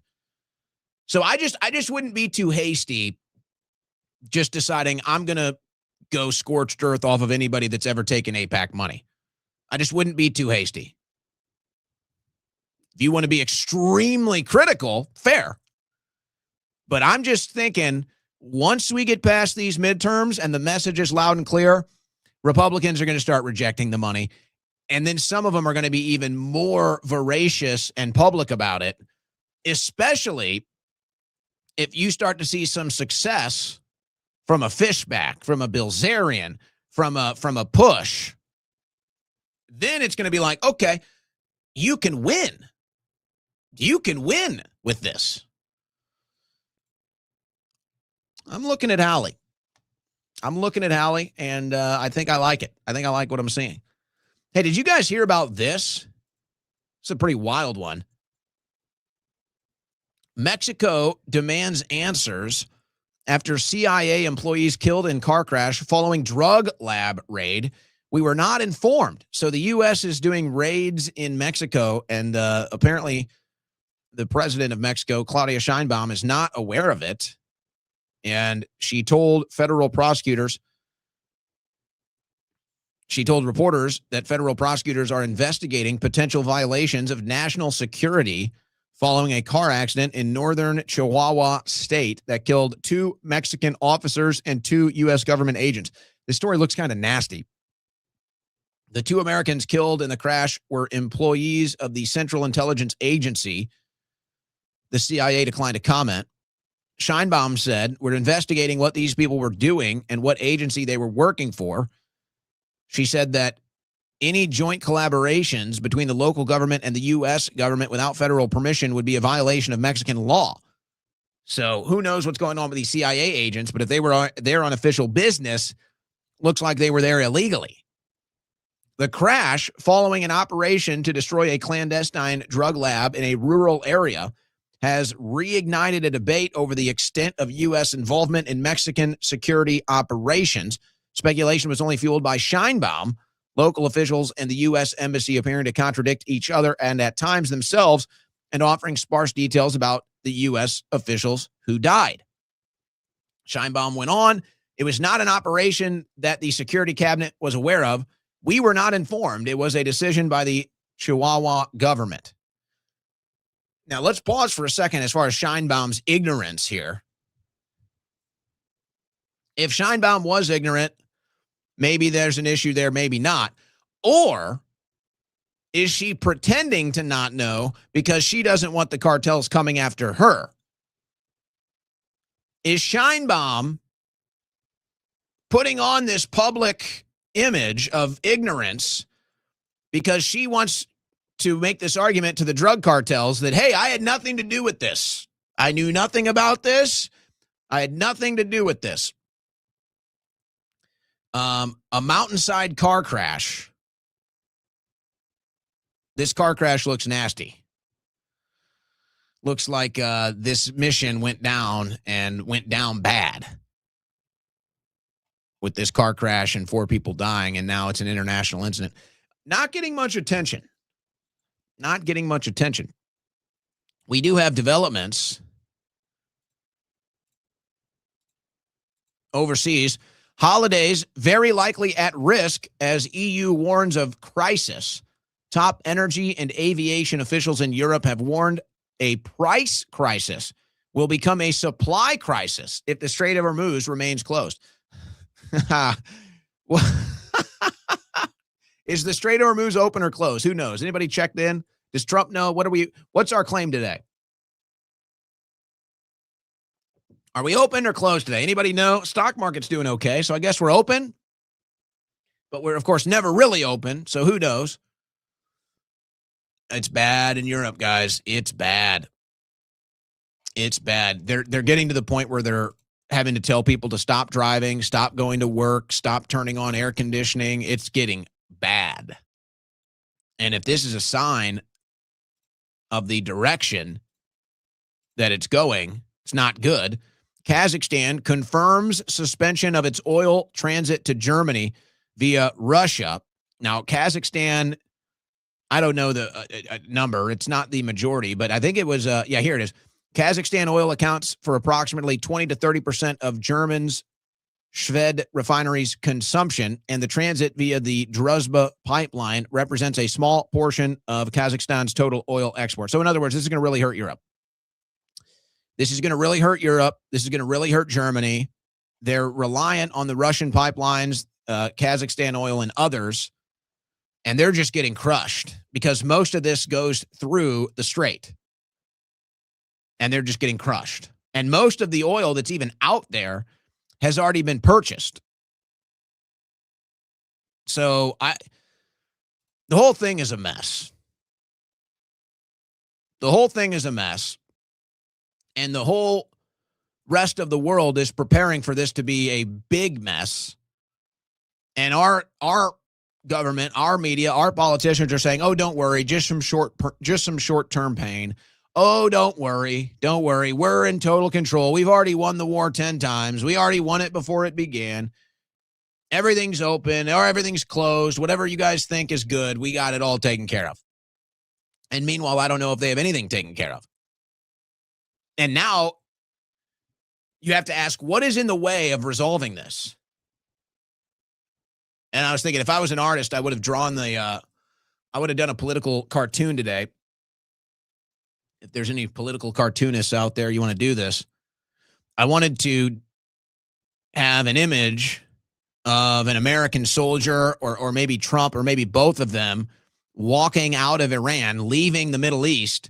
And then you have Netanyahu with a lasso, wrangling them up and dragging us back into the Middle East. It's like, that's what's going on. It's like, we can't get out. It's like every time we try to get out, here's Netanyahu dragging us back in, just perpetually for the last 5 decades. So now you have to ask, what is keeping Trump from resolving this issue?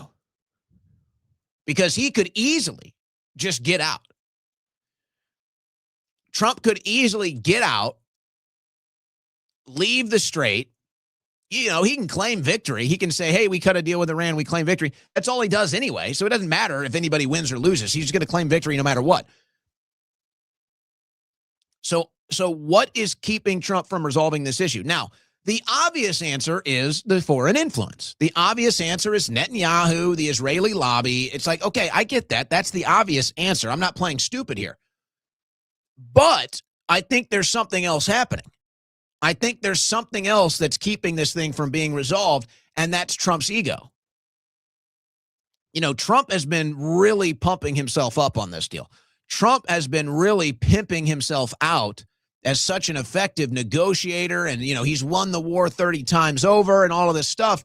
And if none of it's true, I don't think Trump's ego is going to let him tuck tail and run. So, of course, Israel wants us over there. Israel will do anything to keep us over there. Of course. I'm not doubting that.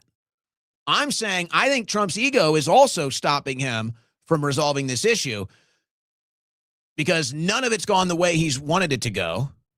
He doesn't want to admit that he's gotten bad advice because that would make it appear that he's not in control. He doesn't want to just leave without any substantial results because that would look bad for him and really look like a loss, even if he just claims a win. So it's like we're stuck there. So we're just stuck with this Iran situation. And then they're playing chicken. They're playing chicken with Trump. It's like, okay, is he really going to bomb us again? How many people is he going to kill? What lies is he going to tell next? And they've taken major damage.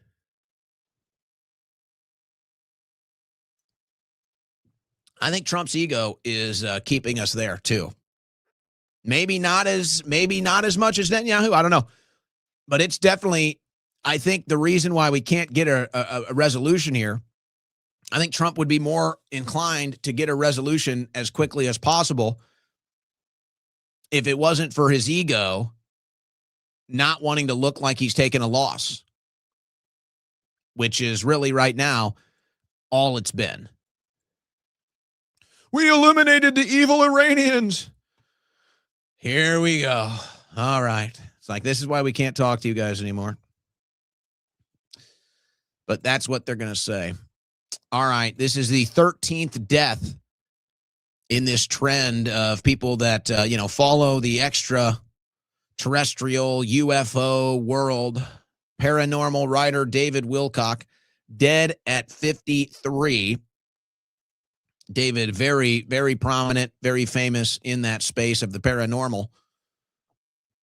And they're saying suicide is what they're saying. I have a hard time believing that. His friends and colleagues that I've seen make public statements today, they also have a hard time believing that. And this might be a good reason why.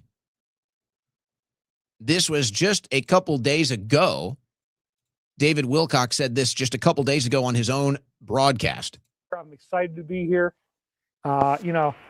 Every day that I have on earth is a gift and a blessing, and I'm very grateful for that because, frankly, people are disappearing. Scientists are going missing. Now they're saying they're going to investigate this. The president himself is saying they're going to look into this and see if anything's going on. It's a little bit scary. I got to say, it's a little bit scary, but you guys knew that I might still show up, even though it was last minute and I've had a really rough week. Like, that's kind of like every week, but somehow we keep on making it through all of this. And David Wilcock no longer with us. So that's 13 people connected to that paranormal, extraterrestrial, aerial phenomenon, UFO space. I don't know how you want to characterize this. Astrophysicists, chemists, top government classified positions. So something is going on. Something is going on. There's no way it's all a coincidence. Obviously, the question is what? Well, I'll tell you this. I'll tell you this, folks. This is straight out of D.C. They don't have any answers. They don't know. They have no clue. And what ends up happening in situations like this in D.C., where there's a big story of national interest, potentially national security, they basically have to come up with something. They have to give you something. And so I'm going to go ahead and tell you this right now. They don't have a clue. And you're going to start hearing it be blamed on Iran and or China very soon. Very soon. So they're basically already think tanking it. They're basically already test running it. But the truth is they have no idea. They have none. Now, I don't anticipate we're going to get too much out of the White House in the beginning phases of this. There might end up being some interest from some of these committees to investigate this, if nothing else, just for the human interest aspect of it. Who knows if they really care, if they want to get down to the bottom of it. They simply have no answers. The White House, as far as anybody knows, has no answers. And the chatter around D.C. to try to give answers to the public about this is they're going to blame Iran or China. So just figured I'd let you know that. Which, if that's true, then what are the implications of that? But it's going to be like the Iranian drone story where they just use it to give you an answer, and then it's just not true. Something's going on. Maybe it is the aliens. Epstein files, guys. After the release of the Epstein files, why have there been so few arrests? So what? So few? You mean none? What do you mean so few? How about no arrests? Few arrests? What's next in the Jeffrey Epstein saga? Trump's Justice Department sends mixed messages. The Epstein investigation is mired in political logjams despite broad public support for accountability. I believe we're on day 123 of the DOJ illegally not releasing all of the Epstein files. So now Blanche is in direct violation of the law. Let's see when there's some noise from a Massey or a Luna on this issue. I think it's going to happen pretty soon, as Bondi avoided her hearing, at least for now.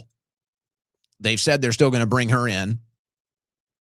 Mixed messages from the White House. Oh, you mean like Trump calling it a hoax and then Melania saying we need justice? Yeah, I guess that's a fair way to put it. I guess you could call that mixed messaging. DOJ chaos, elite fallout, and survivor testimony ignite global accountability crisis. Botched disclosures, political defiance, and explosive survival accounts expose deep fractures in the United States justice system as pressure mounts for full transparency. You want the truth? You can't handle the truth. And they don't need the Epstein list anymore. Except maybe against Trump. That might be the most power the Epstein list actually has today, is Trump. And it seems to be wielding the most influence. It seems to be getting the most results right now. I don't know how much staying power the Epstein list has as far as actual political ramifications. We're going to be pissed about it. They're not going to tell us anything. They're not going to arrest anybody. And then we're going to be forced to move on. And the rest of the blackmail scandals are all going to happen with AI. It's all just going to be the AI surveillance state monitoring everything you do. You end up on the wrong website, they got you. Hey, buddy, you ever want to be a senator? No. Oh, really? You want to go to jail for being a pedophile? No, I don't want that either. How's that senator job again? So they're just going to bury this thing, and then they can just, they're above the law. Where will the public interest go? Where will the noise in D.C. go? It's not just going to die off, but now it's like, okay, will the cover-up end up having serious ramifications? Because that's what's happening here. This is a massive cover-up. It's actually insane. I've got, I could go to, I've got like, a bunch of Epstein stuff in my holdovers here. We don't forget. We don't forget how crazy it was with the pizza and the grape soda and the jerky and all the other craziness. We don't forget. We remember. And they just want us to forget. They just want us to be distracted. No, we know. We know about this blackmail operation. We know about Jeffrey Epstein being a foreign asset, a foreign agent. It's all in there. We know about the cloning. We know about this dastardly stuff. And then you guys want to pretend that nobody was involved. So let's do it. Why not? I'll go to this Epstein thing. We'll go to this Epstein thing. We'll take our second break. And then I think we might have to debut a new segment as well. But here you go. Why not? We got Epstein in the news today. How about a little reminder of who this guy was and or is? Holy shit, guys. I just found the craziest text message conversation between none other than Benjamin Netanyahu and your favorite, maybe second favorite fucking pedophile, Jeffrey Epstein. Let's read it together. It starts, hey, greetings from Tel Aviv. Call me when you can, thanks. That's from Benny. Then it gets into Jeffrey screaming, thief. Disgusting. Benny says, I don't understand what's the matter with you. I'm not a thief. Jeffrey says, you are. Imagine you ask to borrow my car and then you take it and rent it to a stranger. Take the money. It is called theft. And the person who does circus, a thief. Then after Jeffrey says, please don't respond, I have to get on a plane. Benjamin Netanyahu says, sorry, Jeffrey, you were right. I totally agree with you. It was wrong to do this with people I know without telling them. When I spoke to you last night, it was in a generic way, as a potential business in order to make money. And since I know many people doing it, I thought it was okay. I understand it's wrong, but I don't believe thief is the appropriate word to describe it. When you say, imagine you ask to borrow my car, you then take it and rent it to a stranger, take the money, it's called theft. Didn't you do something similar with the limousine? When you first told me, I thought it was a smart idea. What the fuck? They're all the worst people. They're all the worst. You're listening to the Owen Report on the Win Network.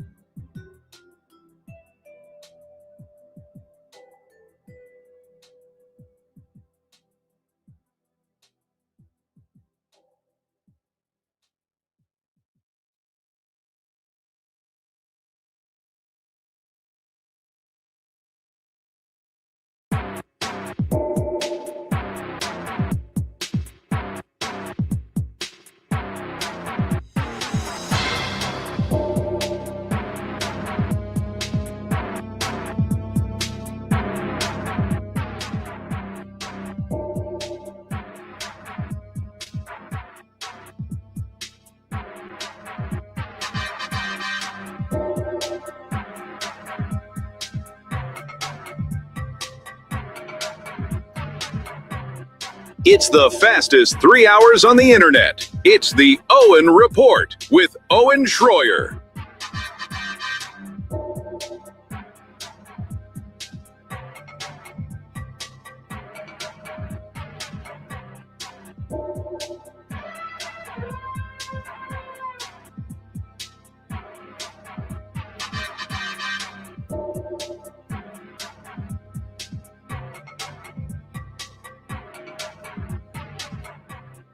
All right, third and final hour of today's transmission. We're going to have to be out of here on time today, guys. Sorry, no 4-hour transmission today. I've got an appointment with big hair.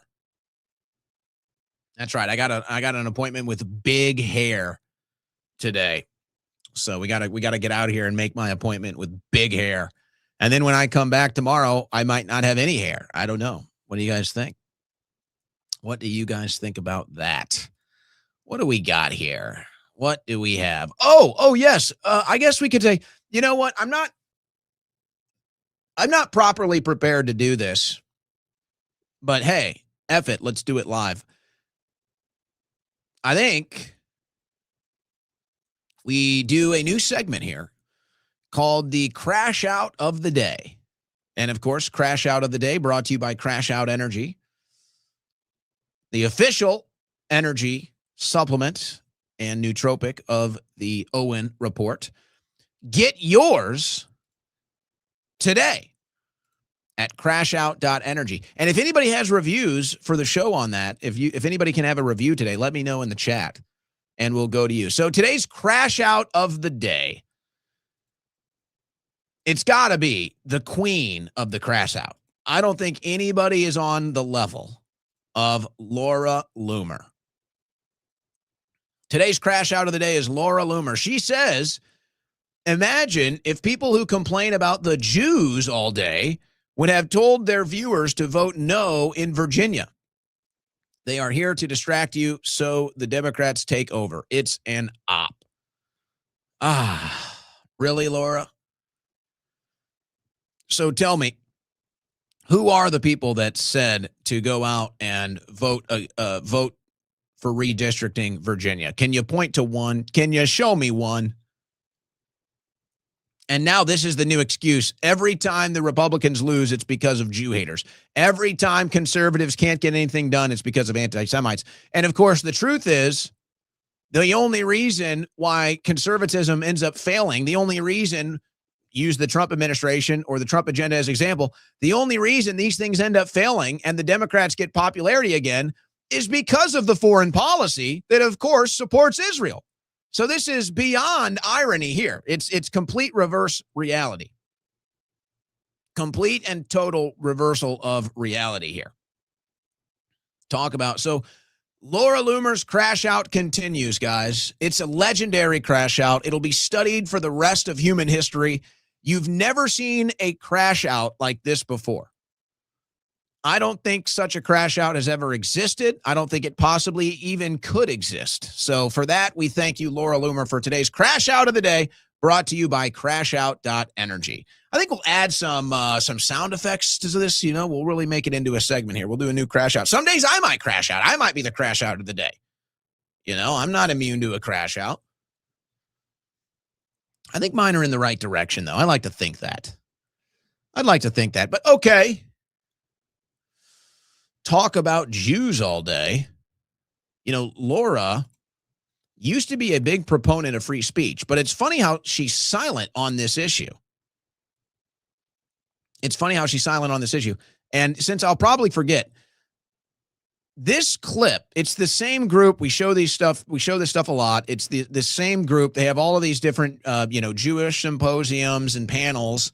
And they always end up talking about censorship. They always end up talking about how they need to censorship people that don't support Israel. Now, if you go into the replies on this post from Chris Menahan, you will see there are actually right-wingers in there that are saying we need more censorship now.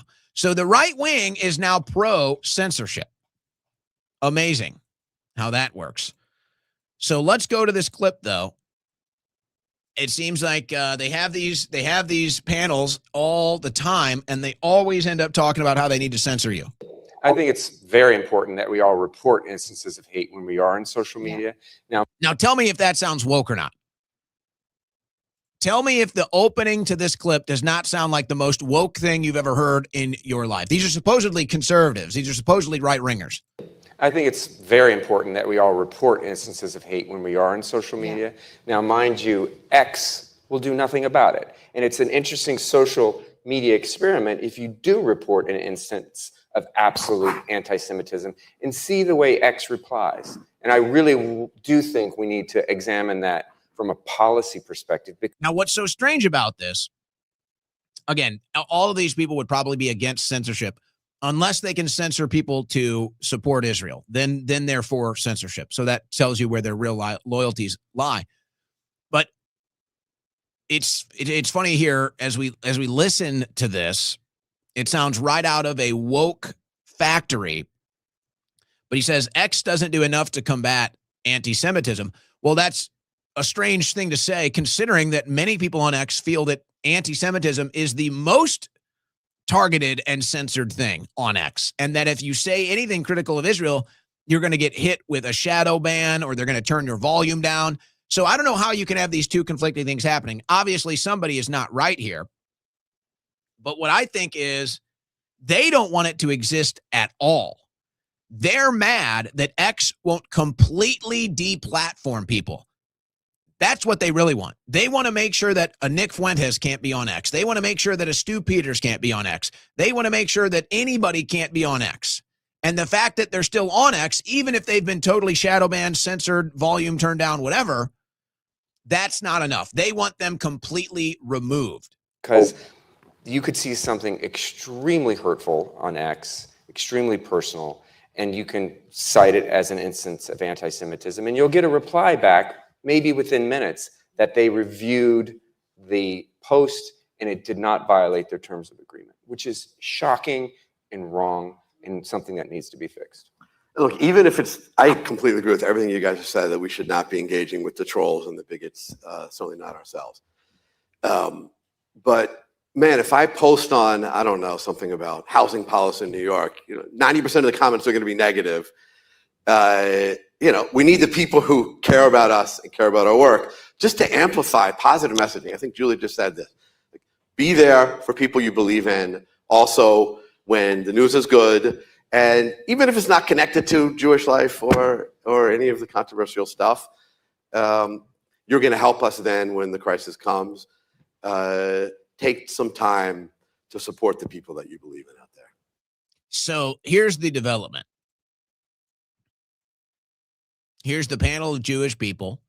They've got their own ideas. They've got their own agendas, one of which at this time is censorship.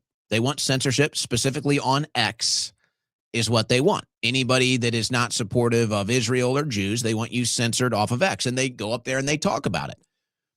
Now, here's the funny part that you hear at the end. He's talking about how, I'm not very popular. My policies aren't very popular. I get a bunch of negative feedback.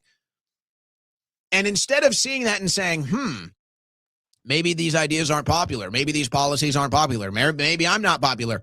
Instead, they see, no, there's something wrong with everybody else but me. There's something wrong with X. There's something wrong with all these individuals. So then what do they want to do? So instead of accepting the reality that they're not popular, that their policies aren't popular, instead of accepting that reality, they instead decide, no, we're going to try to manipulate our world, our reality, and just erase all the things we don't like. Just erase all the things we don't like off the planet, off of X. And now we're popular again. If we just kill everybody that disagrees with us, if we just censor everybody that disagrees with us, then we'll be cool. We'll be popular again. This is the mindset. But you're not allowed to talk about Jews, though. They're allowed to talk about you all day long and attempt to censor you and manipulate our foreign policy in Israel's favor, but you don't talk about them, okay? And you shouldn't be talking about Israel either. You shouldn't be. And they should be allowed to fly their flag in Times Square without you talking about them, which they just did. You have a foreign flag flying in Times Square yesterday. So don't talk about them. Doesn't matter you see their flag all over Congress. Doesn't matter you just saw their flag, a foreign flag in Times Square. You're obsessed. Stop talking about them. It doesn't matter that Dartmouth just placed hundreds of Israeli flags all over their campus to celebrate an Israeli holiday. It doesn't matter that they just painted the campus lawn with Israeli flags. Don't talk about Israel. You're obsessed with Israel. Stop it. Stop it. And then when they talk about how they're superior to you, and when they talk about how they are the chosen people of God and you're not, you're second class to them, you're not supposed to talk about that either. Here's sex toy business owner with her father, the daughter of Rabbi Shmuley, who sells dildos and stuff with his daughter. That's totally normal stuff. Here she is just rubbing your face in it because Carrie Prejean Baller went on with Tucker Carlson and talks about the new covenant that Christians and Catholics believe in, which, of course, theologically speaking, is the complete opposite of what Jewish people believe in. So this is now coming to the front. This is now, bashing of heads theologically here. And yeah, it's kind of hard to avoid that. It's basically a total conflict. Jews don't believe Jesus is the Messiah. Christians do. It's like the very foundation here is antithetical to each other's theological beliefs. And now we're being forced to have this conversation. And then somebody like this reminds you, hey, I'm better than you. As a Jewish person, I'm better than you. I'm more important than you. I'm God's chosen people. So I guess what does that make the rest of us? Slaves? We are the new Israel. That's what the church teaches. We are the fulfillment of the old Israel. The old was completely done. There is the new covenant now. Those who are in Christ, that is the new people of God. We are the new Israel. The land means nothing. They believe that they will rebuild that third temple. They're going to bring in the animal sacrifices again. Carrie Prejean Bowler literally sends a shiver down my spine. Now, this is basic body language, folks. She's closing her eyes like this because she knows she's lying. That is basic body language. When you close your eyes and you do the closed eye roll like this with your chin up a little bit, that means you're lying, and it's the most obvious tell ever. You know you're lying. You're consciously lying. You're constantly deceiving. You are a deceiver. That's why she's speaking here with her eyes rolled in the back of her head and her eyes closed. It's kind of like, like a demonic activity type of thing. Carrie Prejean Bowler literally sends a shiver down my spine. She freaks me out so pure projection, a shiver down your spine. I think that might be the butt plug your father put in. Much that I had to show you this video because I want you to understand that we are in the middle of some really weird spiritual war where Jews are not allowed to exist at all. Now notice nobody says that. That's not an issue. Catholics are not saying that. Christians are not saying that. The dissident right is not saying that. The left, maybe some on the left are saying that. That's a straw man. There is no voice that says that Jews shouldn't exist. There is no major political movement that says Israel shouldn't exist. Not in America, maybe in the Middle East, not here. There's no serious political movement that says Israel shouldn't exist. There's no serious issue where people say Jews shouldn't exist. This seems to be all made up. Can't even have our spiritual right as God's chosen people. Guys, there's someone else who replaced. Imagine that. All we do is sit here and watch the rules and the entire justice system get bent in favor of Jewish people. And then she's going to sit here and say the exact opposite is happening, even though we're all watching it. We are no longer connected to God. There's a new Israel. There's a new chosen people. Yes, that's Christianity. That's Catholicism. That's the New Testament. That's the gospel. That is our religion that you are now insulting. How many times does the Bible, the Torah, have to say that God doesn't break a covenant for Carrie Prejean Bowler to get it? And I know that what bothers the Torah is not our Bible. These people like Carrie the most is that they know it too. I know that they look at the Jewish people and they know everything about us is miraculous. You just can't deny it. We really are chosen. And we have to step into that. And if we don't know who we are and take our spot as the chosen nation and fulfill that role and understand what that is, what that means, then other people will tell us who we are instead. I'm not sure if I want to say what I want to say about what she just said. I'm going to do it. I'm going to get a little spicy here, but I want you to listen to this one more time. I want you to listen to what she just says. If this is not supremacy, if this is not an individual that believes in her own supremacy, if this is not classified as a Jewish supremacist, I don't know what is. This would be categorically Jewish supremacy that she espouses here. Israel, there's a new chosen people. How many times does the Bible, the Torah, have to know that what bothers these people like Carrie the most is that they know it too. I know that they look at the Jewish people and they know everything about us is miraculous. You just can't deny it. We really are chosen. And we have to step into that. They look at the Jewish people and they know everything about us is miraculous. You just can't deny it. We really are chosen. And we have to step into that. And if Yeah. So there it is. You know, there's a movie. It's one of my favorite movies of all time. It's actually one of the most impactful movies of my life. If you were to ask me, what are some of the most impactful movies on your life? This would be a movie that I mention every time. It's 300. And at the end of the movie, there's a very important scene, there's a very important dialogue that has always been impactful to me. When they're having the negotiation, King Leonidas, and he's having the negotiation, and he won't take the knee to the Persians. He's not going to bow. He's not going to take the knee. He's not going to take the deal.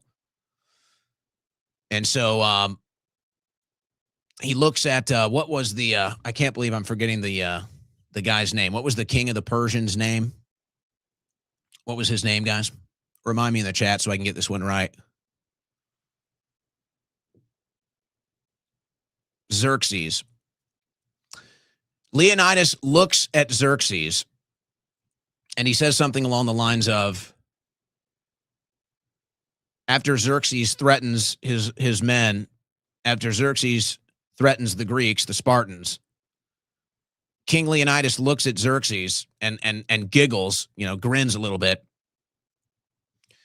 And he says something along the lines of, no, at the end of this, people will know that the 300 Greeks stood against tyranny and that a god king can bleed. Do you get it? Do you understand? And then what was King Leonidas's conclusive final act? He threw his spear and he cut Xerxes and made him bleed. And then he stood there and accepted death.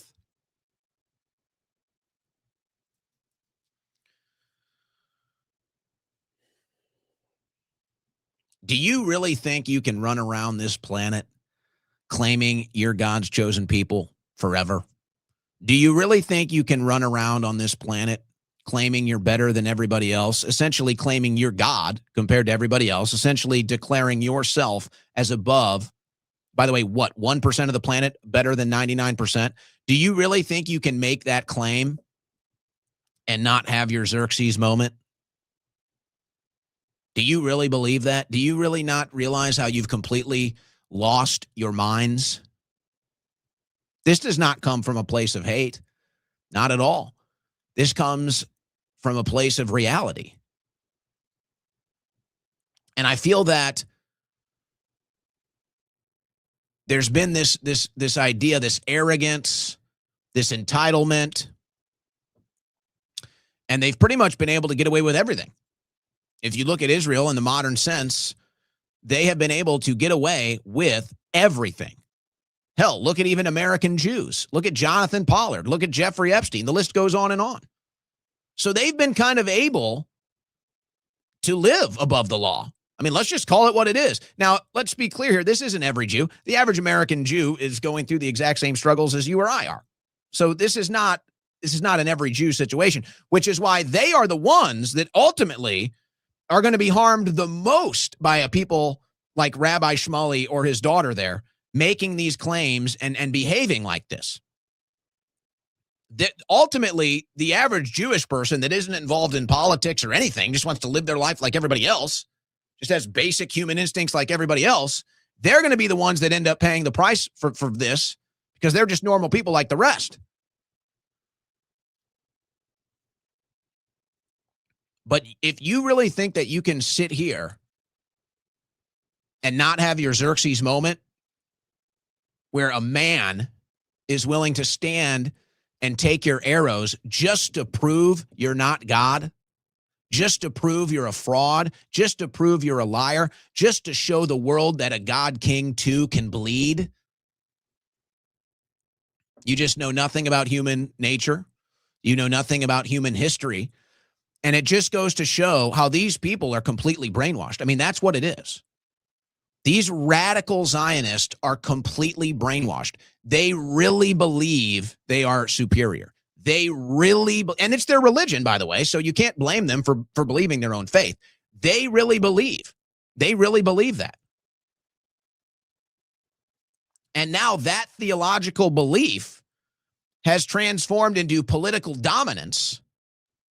And now the American people and the world are saying, hey, we don't like your political dominance. We get to exist too. We get to control our own destiny too. We get to be sovereign people too. You don't get to come here and claim that you're entitled to our blood and treasure. You don't get to come here and claim that you're a God king over our people. And yet that's what they're doing here.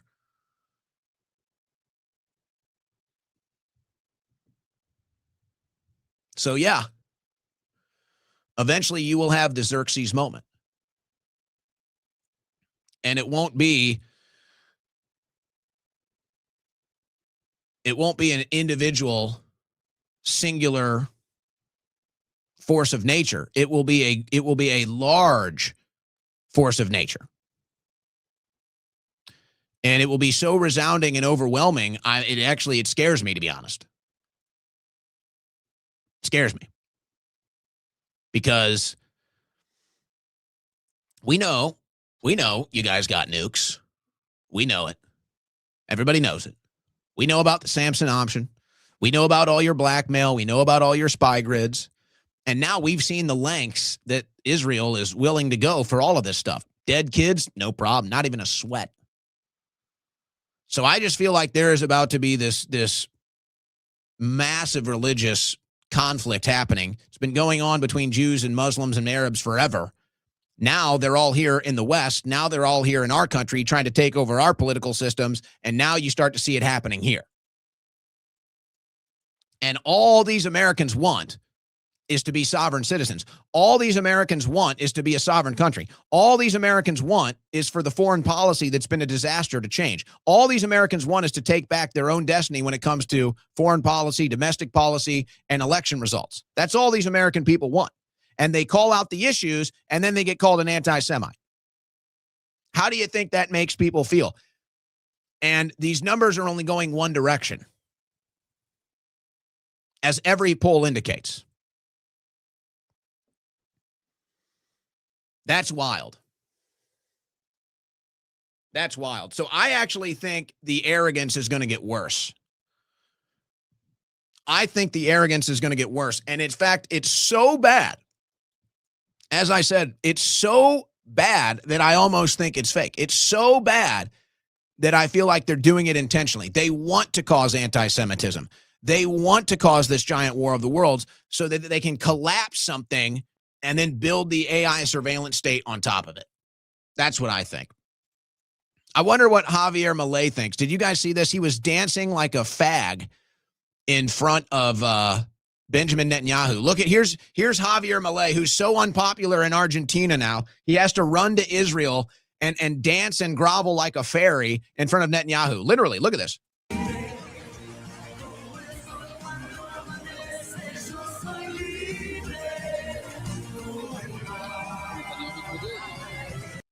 Yeah, dance, monkey, dance. Dance for your owners. Dance, monkey, dance. Holy smokes, guys. Holy smokes. Telling you, we've gone back in time. It's 2015, 2016 all over again when we used to see these headlines almost every day. This is the USA Today. They got a picture of Nick Fuentes. It has to be a 10-year-old picture, too. He's in his college dorm. Opinion. There are plenty of grifters making a fortune from being bigots. Can anything be done to stop the proliferation of extreme right-wing views online? Oh, here we go again. We're back to 2016, guys. And look, here's the right in the comments. More censorship. The right wing is now calling for censorship. The American right is now the party of censorship. I can't believe it. It all happened so fast. And yet here we are. And that's what they want. The far right is raking in millions online with pay for hate. The right-wing content machine has been a powerful and lucrative force for years. There's nothing like this on the left.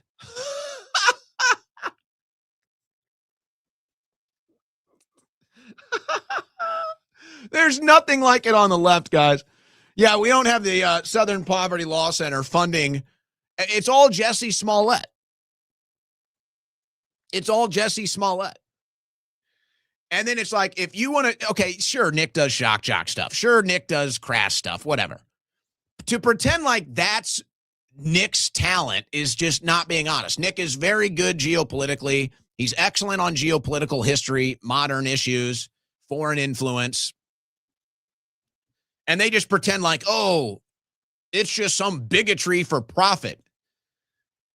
But this is exactly what they were writing in 2015 and 2016, guys. When the dissident right was taking over the party and getting Trump elected, this is the exact same stuff they used to write about us then. And now they're doing it again. And they already censored us the first time. Now they're calling to censor us again. And they're attacking Elon Musk and they're blaming it on X. Oh, yeah. You guys don't Smollett your way into influence all the time. Yeah, you guys don't engage in hatred at all. You just burn cities to the ground on lies. You just try to infiltrate groups and then cause terror attacks inside of the groups to blame on the right wing. So here we go. We're back to 2015, 2016, except this time Trump isn't with us, he's with them. Speaking of, I don't know, would they consider clavicular to be in this group? I'm starting to lose faith in this kid, I have to tell you. And I want him to be successful. I want him to get his act together. I want him to learn lessons and be a positive force for good. Starting to lose faith. I'm starting to lose hope. Apparently he has, I don't know. I think that this deal, I think he made some shady deals to get this club. Apparently he has some nightclub in Miami now. I think there was some shady dealing involved with that. I don't like that.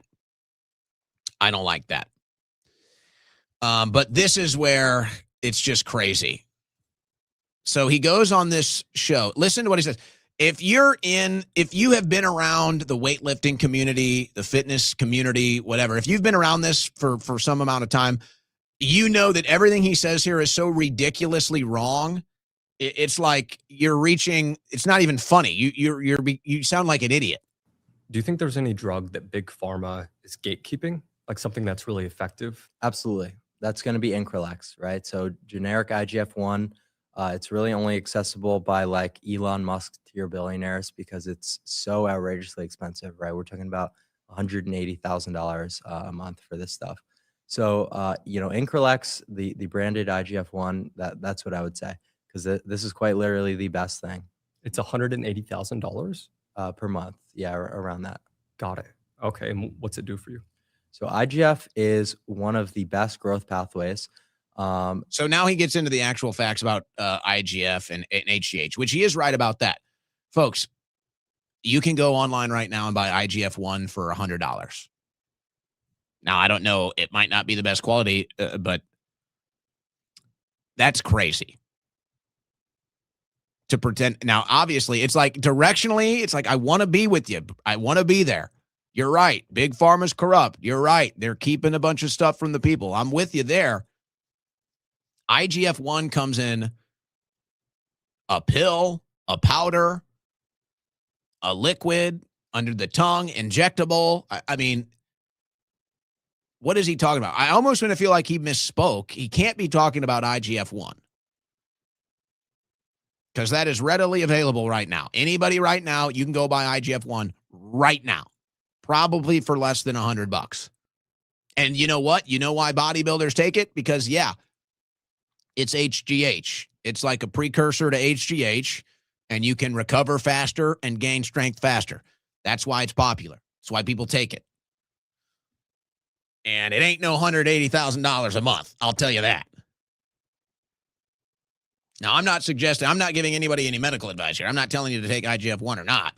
I'm just telling you that anybody can go buy it right now. So that's just weird to me. It's like, come on, man. You got to do better. If you're going to become a giant influencer like this, we got to do better than that.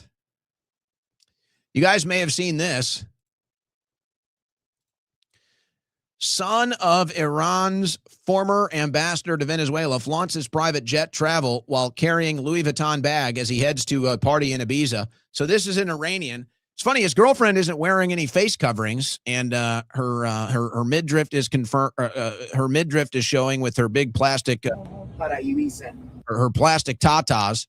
So I thought that they didn't do that. I thought Iranian men didn't do that. I thought they beat their women and covered them and made sure you couldn't see their face or body or hair. Well, he doesn't seem to be, and none of that seems to be happening.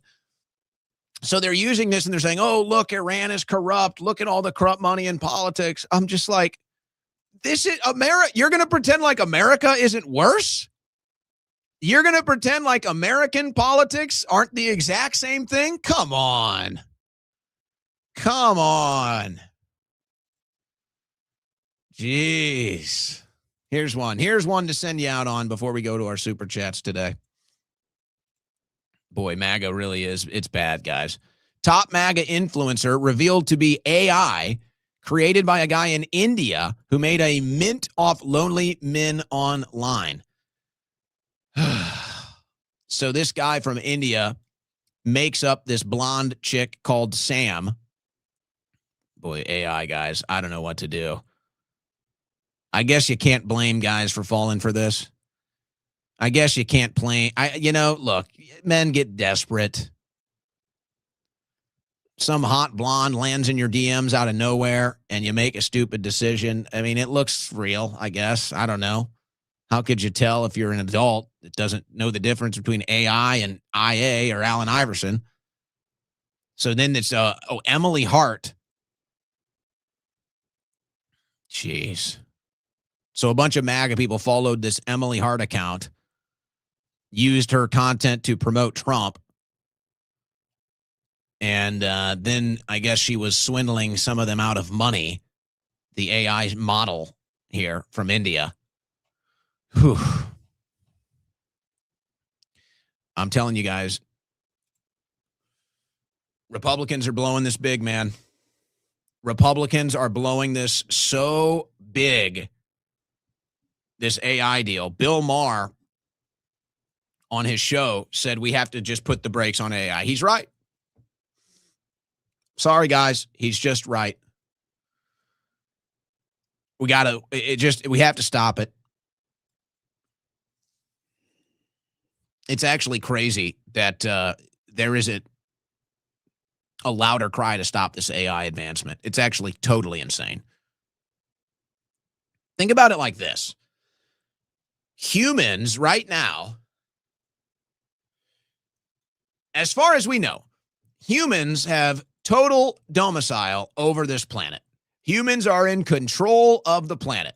So much so that we think we might even be able to control the weather to some degree. Who knows what else?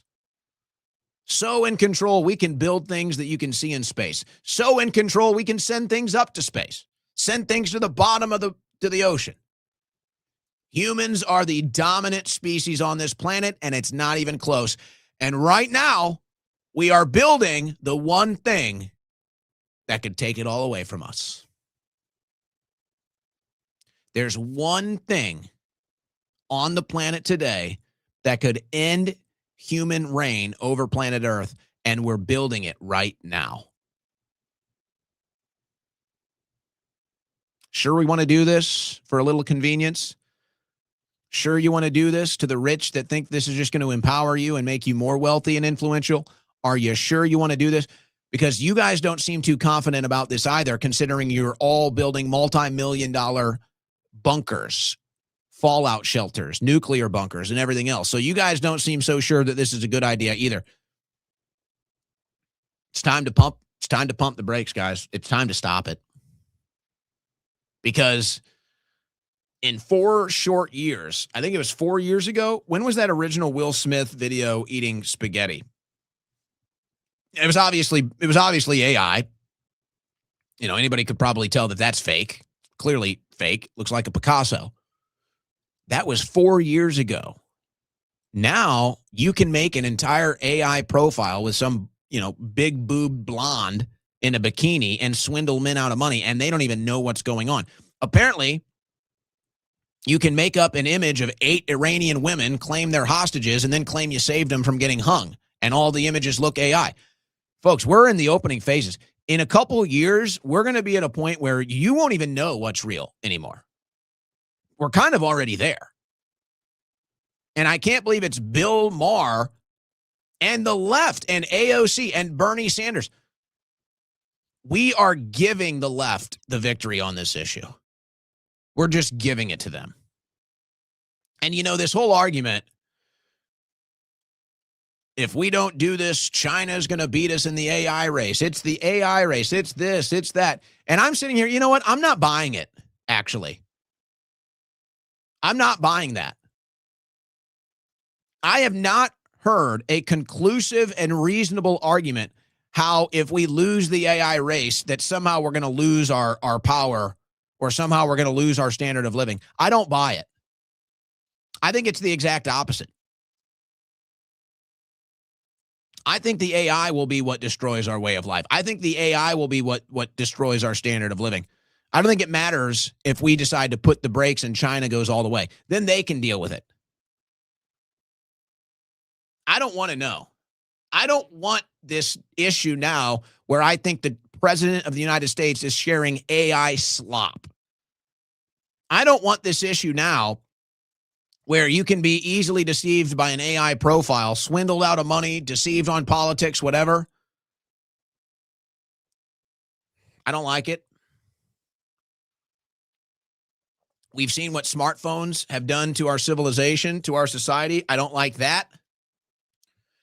AI will be 10 times worse. Maybe 100 times worse.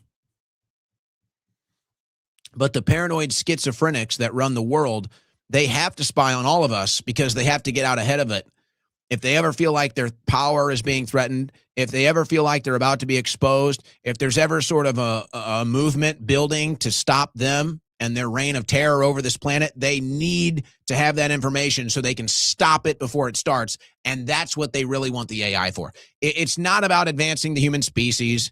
It's not about developing new technologies. It's not about efficiency. It's about the paranoid schizophrenics that commit the most evil acts that this planet has ever seen, that run this planet, that don't want to live in fear. And they live in fear every single day because of the monsters that they are. And they're afraid they're going to be exposed. They're afraid you're going to find out the monsters that they are. So they're building the AI surveillance system to shut it all down.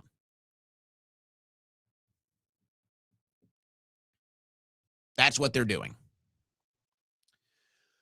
All right, guys, we cannot do overtime today. I've got an appointment with Big Hair. So we will try to get through all these super chats. If I fall short, I'm sorry. Guys, don't forget, I will be in South Carolina next week. I'm going to be at the University of South Carolina next Monday. I have a debate with Andrew Wilson. Has Donald Trump had a successful administration? Me and Andrew Wilson debating. You can go to uncensored.us, uncensored.us, click the events tab, and you'll see it pop up right there. Next Monday, there will be no Owen Report. Next Monday, April 27th, I will be at the University of South Carolina debating Andrew Wilson. Hope I can see you there. Get your tickets, uncensored.us. All right.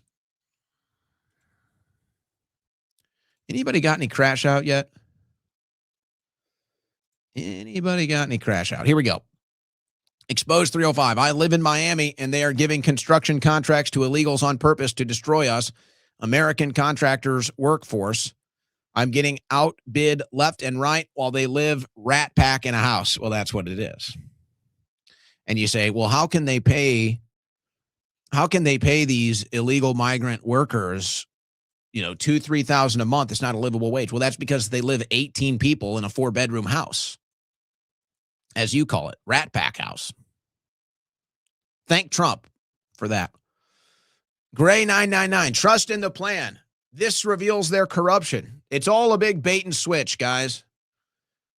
And at the end of it, Trump's going to pull out Mein Kampf and read it to the world. 1 of 1K. There's multiple URLs predating David's death. That's a little suspicious. No, I was unaware of that. I would say that's suspicious. Haram Guzman. Oh, and I took crash out 4 hours ago, and it still hasn't gone down. Do I need to call a medical professional? I don't know what that means, but I am assuming that is a troll. I don't know what, it hasn't gone down. I don't know what that means. I could make a joke, but I don't have the time today. Dusvault, pop them if you got them. Honk pills, take your clown pills. Blackbeard, are you F37 or 38? Fapist rat, gold folds. I don't have the time today, guys. What? No maybe line concealer today, Blackbeard? You need a good makeup sponsor. Effing fruitcake. Fix compression. You're way shrill. There's a hater in the chat today. All right, not bad. No, I don't wear any makeup, brother. I don't do any cosmetics. So, maybe line. I need a concealer, do I? What's wrong, man? Do I need some hair product too? Do I not look good enough for you, man? What the hell is your problem anyway? I'm just get ready, guys. I'm saving up all of these damn haters that are insulting me on X, specifically the ones that are insulting my looks. I've got something nice and special for you guys. Don't worry. You're going to get what you want. Don't worry. If y'all will back up God's word of God jewel being in the spirit and not the flesh, then many will see. Revelation 3:9. Salty Badger, Whitney Webb would be an interesting guest. Do I have a line with Whitney? I agree. I'd love to get Whitney on. Let's see. I don't think so.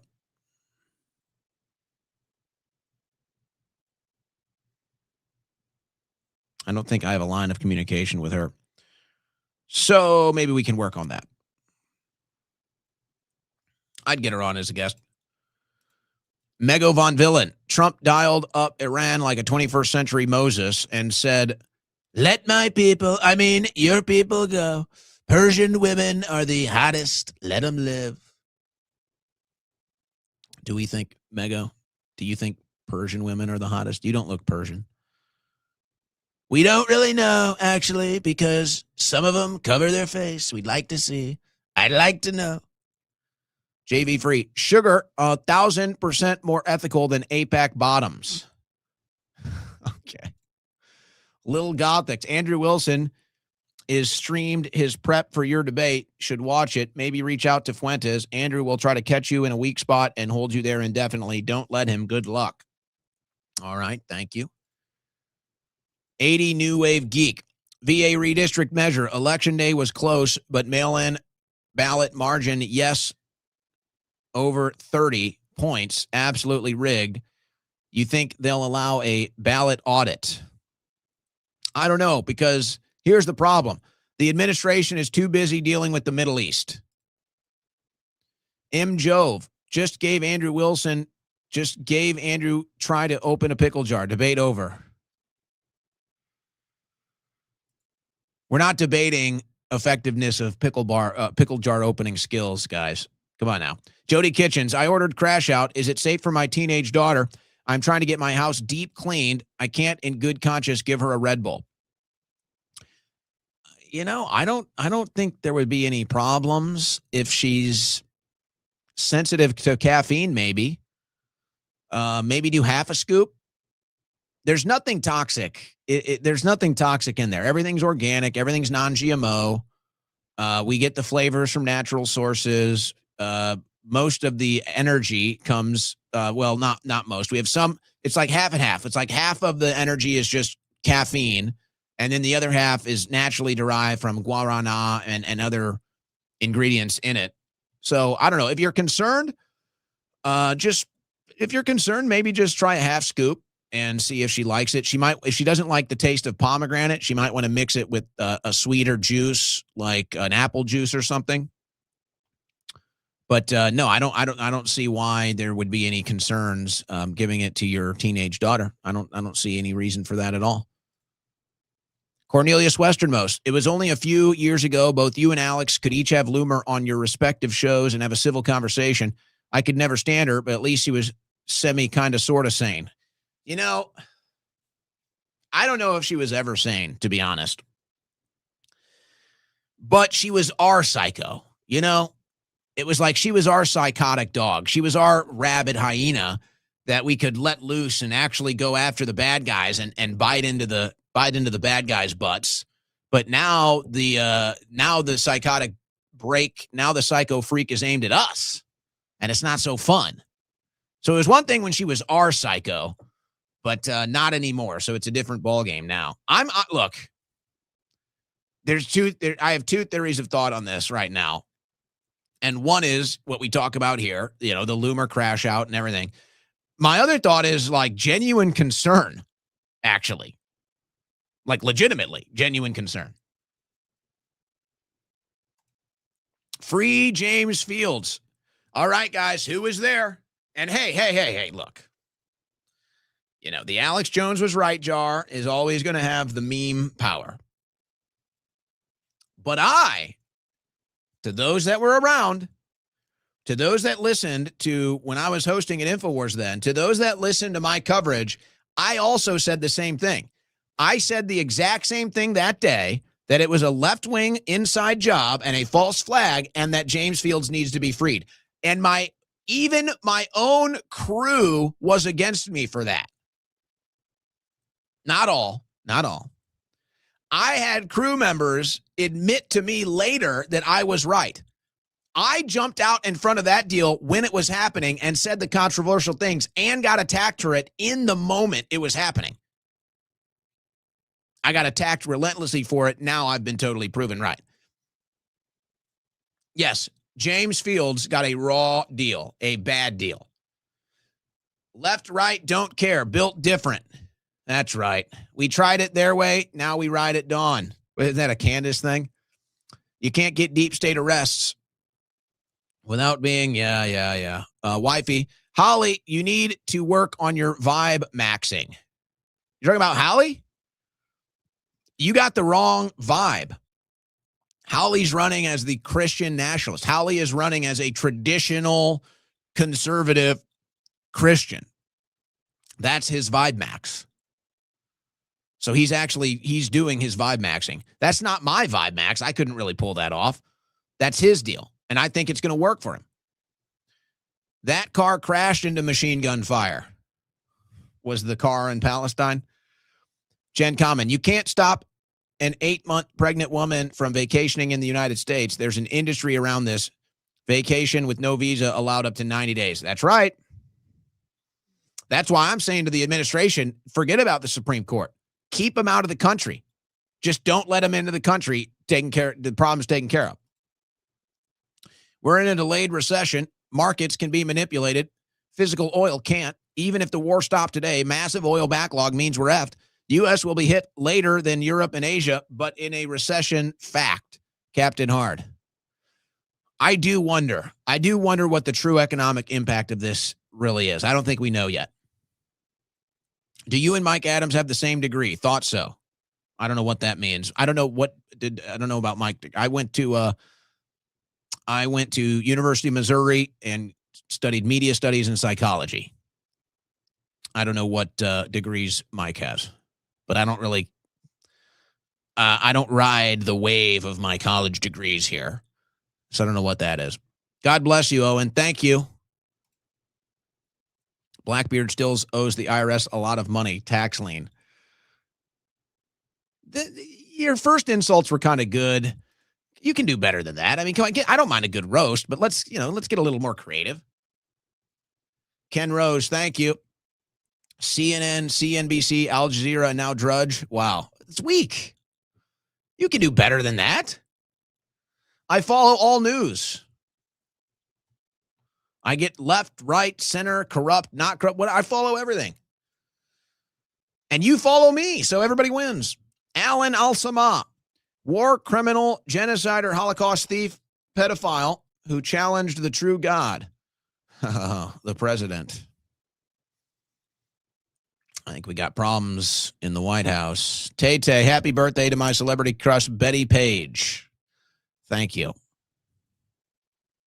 Thank you for celebrating Betty Page's birthday. Palestinians are and always have been the Semites. I'm going to rail 2 lines of Crash Out and listen to speeches by the painter.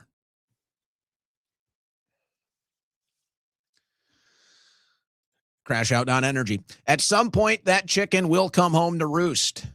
That's right. Ivan, great show today. Tried to do something with Anna Kasparian. I was in touch with Anna, and we just could never get a time worked out. But we have been in touch about doing a show. How about IGF-1 in your store? Reunite with AJ now. So, I'm curious about that, actually. Yeah, I'm curious about this, guys. I'm going to open the normal chat here for a second. I've seen a couple people, they don't want, how can I approach this? I mean, I guess we'll just put it all out there. People saying, Owen, don't become a supplement shill. People saying, Owen, don't do the thing where you're selling a bunch of supplements. And it's like, I get that. And that's not, that is no plan of this show, by the way. That I don't have any intention of that. But I mean, I am a supplement head. I mean, if you saw my pantry, I mean, I take probably 15, 16, 20 supplements a day. I mean, it's insane.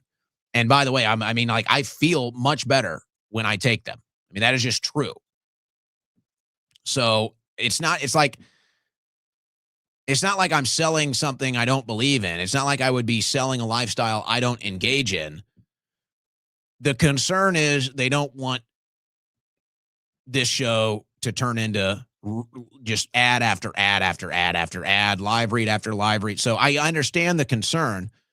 I got to find ways to fund the show. I want to expand the show. I want to build a new studio, hire a bunch of people.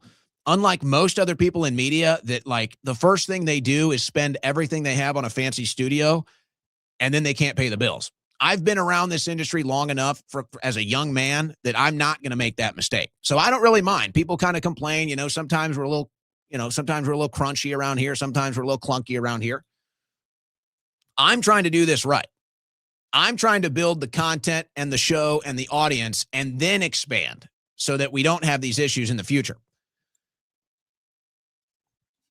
Could I sell some form of an IGF-1 or, I mean, you could even source out like a elk antler velvet, a deer antler velvet. There's some natural sources for this. It's like ancient Chinese stuff. I could sell all, I mean, I could pick all my favorite supplements, sell them. I don't have any plans on doing that. Crash Out was something that I wanted to do first. I would love to be able to fund everything with, the best quality supplements that I take. But I understand the concern. I don't know what you would have to do to sell IGF-1. That might be a different, there's different hoops you got to jump through to sell supplements. There's different hoops you got to jump through to sell certain supplements versus others. There's insurance stuff. There's all kinds of different stuff for CBD, all of this stuff. There's all kinds of different insurances and sales stuff. So there's quite a process there that I'm kind of learning as we go. I don't know. I see people that are afraid. It's like, I don't even want to do something that looks that'll have people afraid. So part of me is like, if I was going to do that, maybe I just don't even bring it on the show. I just have a separate supplement business, and I just don't even tell you about it. But it's kind of stupid. In a way, it's actually kind of stupid to not do it, because I obviously could do it probably pretty successfully and just use myself as the face of it. A little long rant though, but I saw some people worried about that after I introduced Crash Out, so I felt it was maybe fair to address it. Tehran has the largest mall in the world. Also, women do not need to wear face or head coverings there. Iran is not what we're being told it is. That's correct. That's correct. MAGA can't stop winning. They can't start winning. Bill Maher is like a broken clock. Even a broken clock is right twice a day. He also said, if AI is so great, why hasn't it cured cancer? He's so blind. But he was right about the AI thing. I was glad to hear it. Boredom is the source of all evil, hence AI. I like that. Hairdresser, better tread lightly. Do you want me to stream it live? I could stream live my appointment with big hair tonight. Owenly fans followed me. Fish back in Dan Bond's town. F the trolls, Owen. You're doing great work. Thank you, Josh. Trump suddenly became Captain Save-A-Ho. I'm not big into saving hoes. But if anybody has Julia's number, I don't think I have the bank account status for Julia. I think she probably, I don't think so. I'm not sure she's really into looks either. So not sure that's a shot I can take. I'd try to save that hoe. How can you blame those guys, man? Hectic Man, thanks for the streams. Any literature or book recommendations? Been reading Dostoevsky lately, and his takes on religion have helped me find God. No, I don't read the most. I read too much news. That's mostly what I read. I actually have a very expansive library at my house and so many great books that I need to read. I just spend so much damn time reading news that it's just like, I'm like my brain can't even read books anymore, which is crazy. And that's why it was so wild when I was in prison and I was reading again. That's how I think I read like 13 books. Like by the end of that, my speed reading skills were back. My ability to actually read books effectively, efficiently was back. It took a while to get there. And now that I'm reading news and short circuit news and headlines and X, it's like now it's like hard to even read books again, which is unfortunate side effect of doing what I do. You got audiobooks if I wanted, I guess. But no, book recommendations, I don't know. Maybe I'll just go show you all the books in my library someday. Mech E Moose, Mizzou. Wifey, Chad agrees. Wifey, W, hubby, L. Owen, you and Jay Dyer could enlighten this audience more on Project Gladio. Co-create with me. I'm in touch with Jay. Mego Von Villain, waiting on my crash out to arrive with anticipation, although we could have met in a sketchy dark alley. I'm like 5 minutes away. Cash deal, hand me the bag. Hey, keep that stuff off of the internet. Now they're going to shake us down. Now the IRS is going to show up. I try to sell you crash out for cash. They're going to show up and shake me down. Beat me up, Mego. I don't know if that's a good idea, guys. Should I meet Mego in a dark alley and sell her some crash out? Might be a good idea. Might be a bad idea. End Brand. Tim and Eric, awesome show. Great job. Is taking over InfoWars. Is that a joke? Do they work with The Onion now? I never understood that show. Never found it funny. The Bikini Truther. I listen to you while working every afternoon. You make my work enjoyable. Hey, thank you. Anything to help you get through the workday. Gideon Flux. Been in this damn studio all day. My TV's shutting down. Do you think this war and shutting down oil production is really about advancing the climate change agenda? I never thought about that. No, because it's this war and everything they're doing with these oil refineries is hurting the climate, if anything, and the environment. So I don't know. That one doesn't really add up for me. Corn Pop. I've seen people tell people to check out links in the description at the beginning of the show and no reads in the middle of the show. I don't know what that, I'm not fully understanding what you're saying. I would like to believe, as a consumer of political talk, that I have a good grasp on not overwhelming the audience with ads and reads and commercials, and I don't do that. There's probably not too many shows that have less ads in a 3-hour talk show. I mean, there are some that I'm not going to claim that there are those that don't. There are, but for what I'm trying to do, there's not too many. So I'd like to think I know when I've going too far, and we're going to make sure we never do that. By the way, I think our balance is good. Pittsburgh bad. Haven't been drinking for 3 months. Been working out, hoping to build my body back up. Threw out back yesterday. Had to crawl to the bathroom last night. Ooh. Just hope it's not subluxation. Hope it's like a muscle thing and not an actual spine thing. I'd recommend a chiropractor. That's my go-to. Mark Vendy, life with ED isn't easy, but it isn't hard either. That's good. Derek Brandes, watch out. Mego might try to sell you some kitty cat. Well, you know, does she work with Julia? Does she work with Julia from corporate? Got to take shots, guys. I'm getting old. I'm going to turn 37 this year. I'm getting old. It might be time to just commit, guys. Line them up. Should I do a dating show?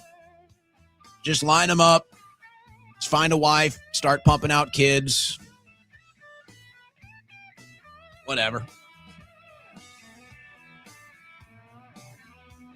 Life is good, you know? Life is a good thing. Why not create more? All right, I'm heading to Big Hair, guys. What's going to happen? I have no idea. I just show up. They just start cutting. It's what Big Hair does. I'm out. Take a 21-hour break. Same time, same channel tomorrow. God bless. Godspeed.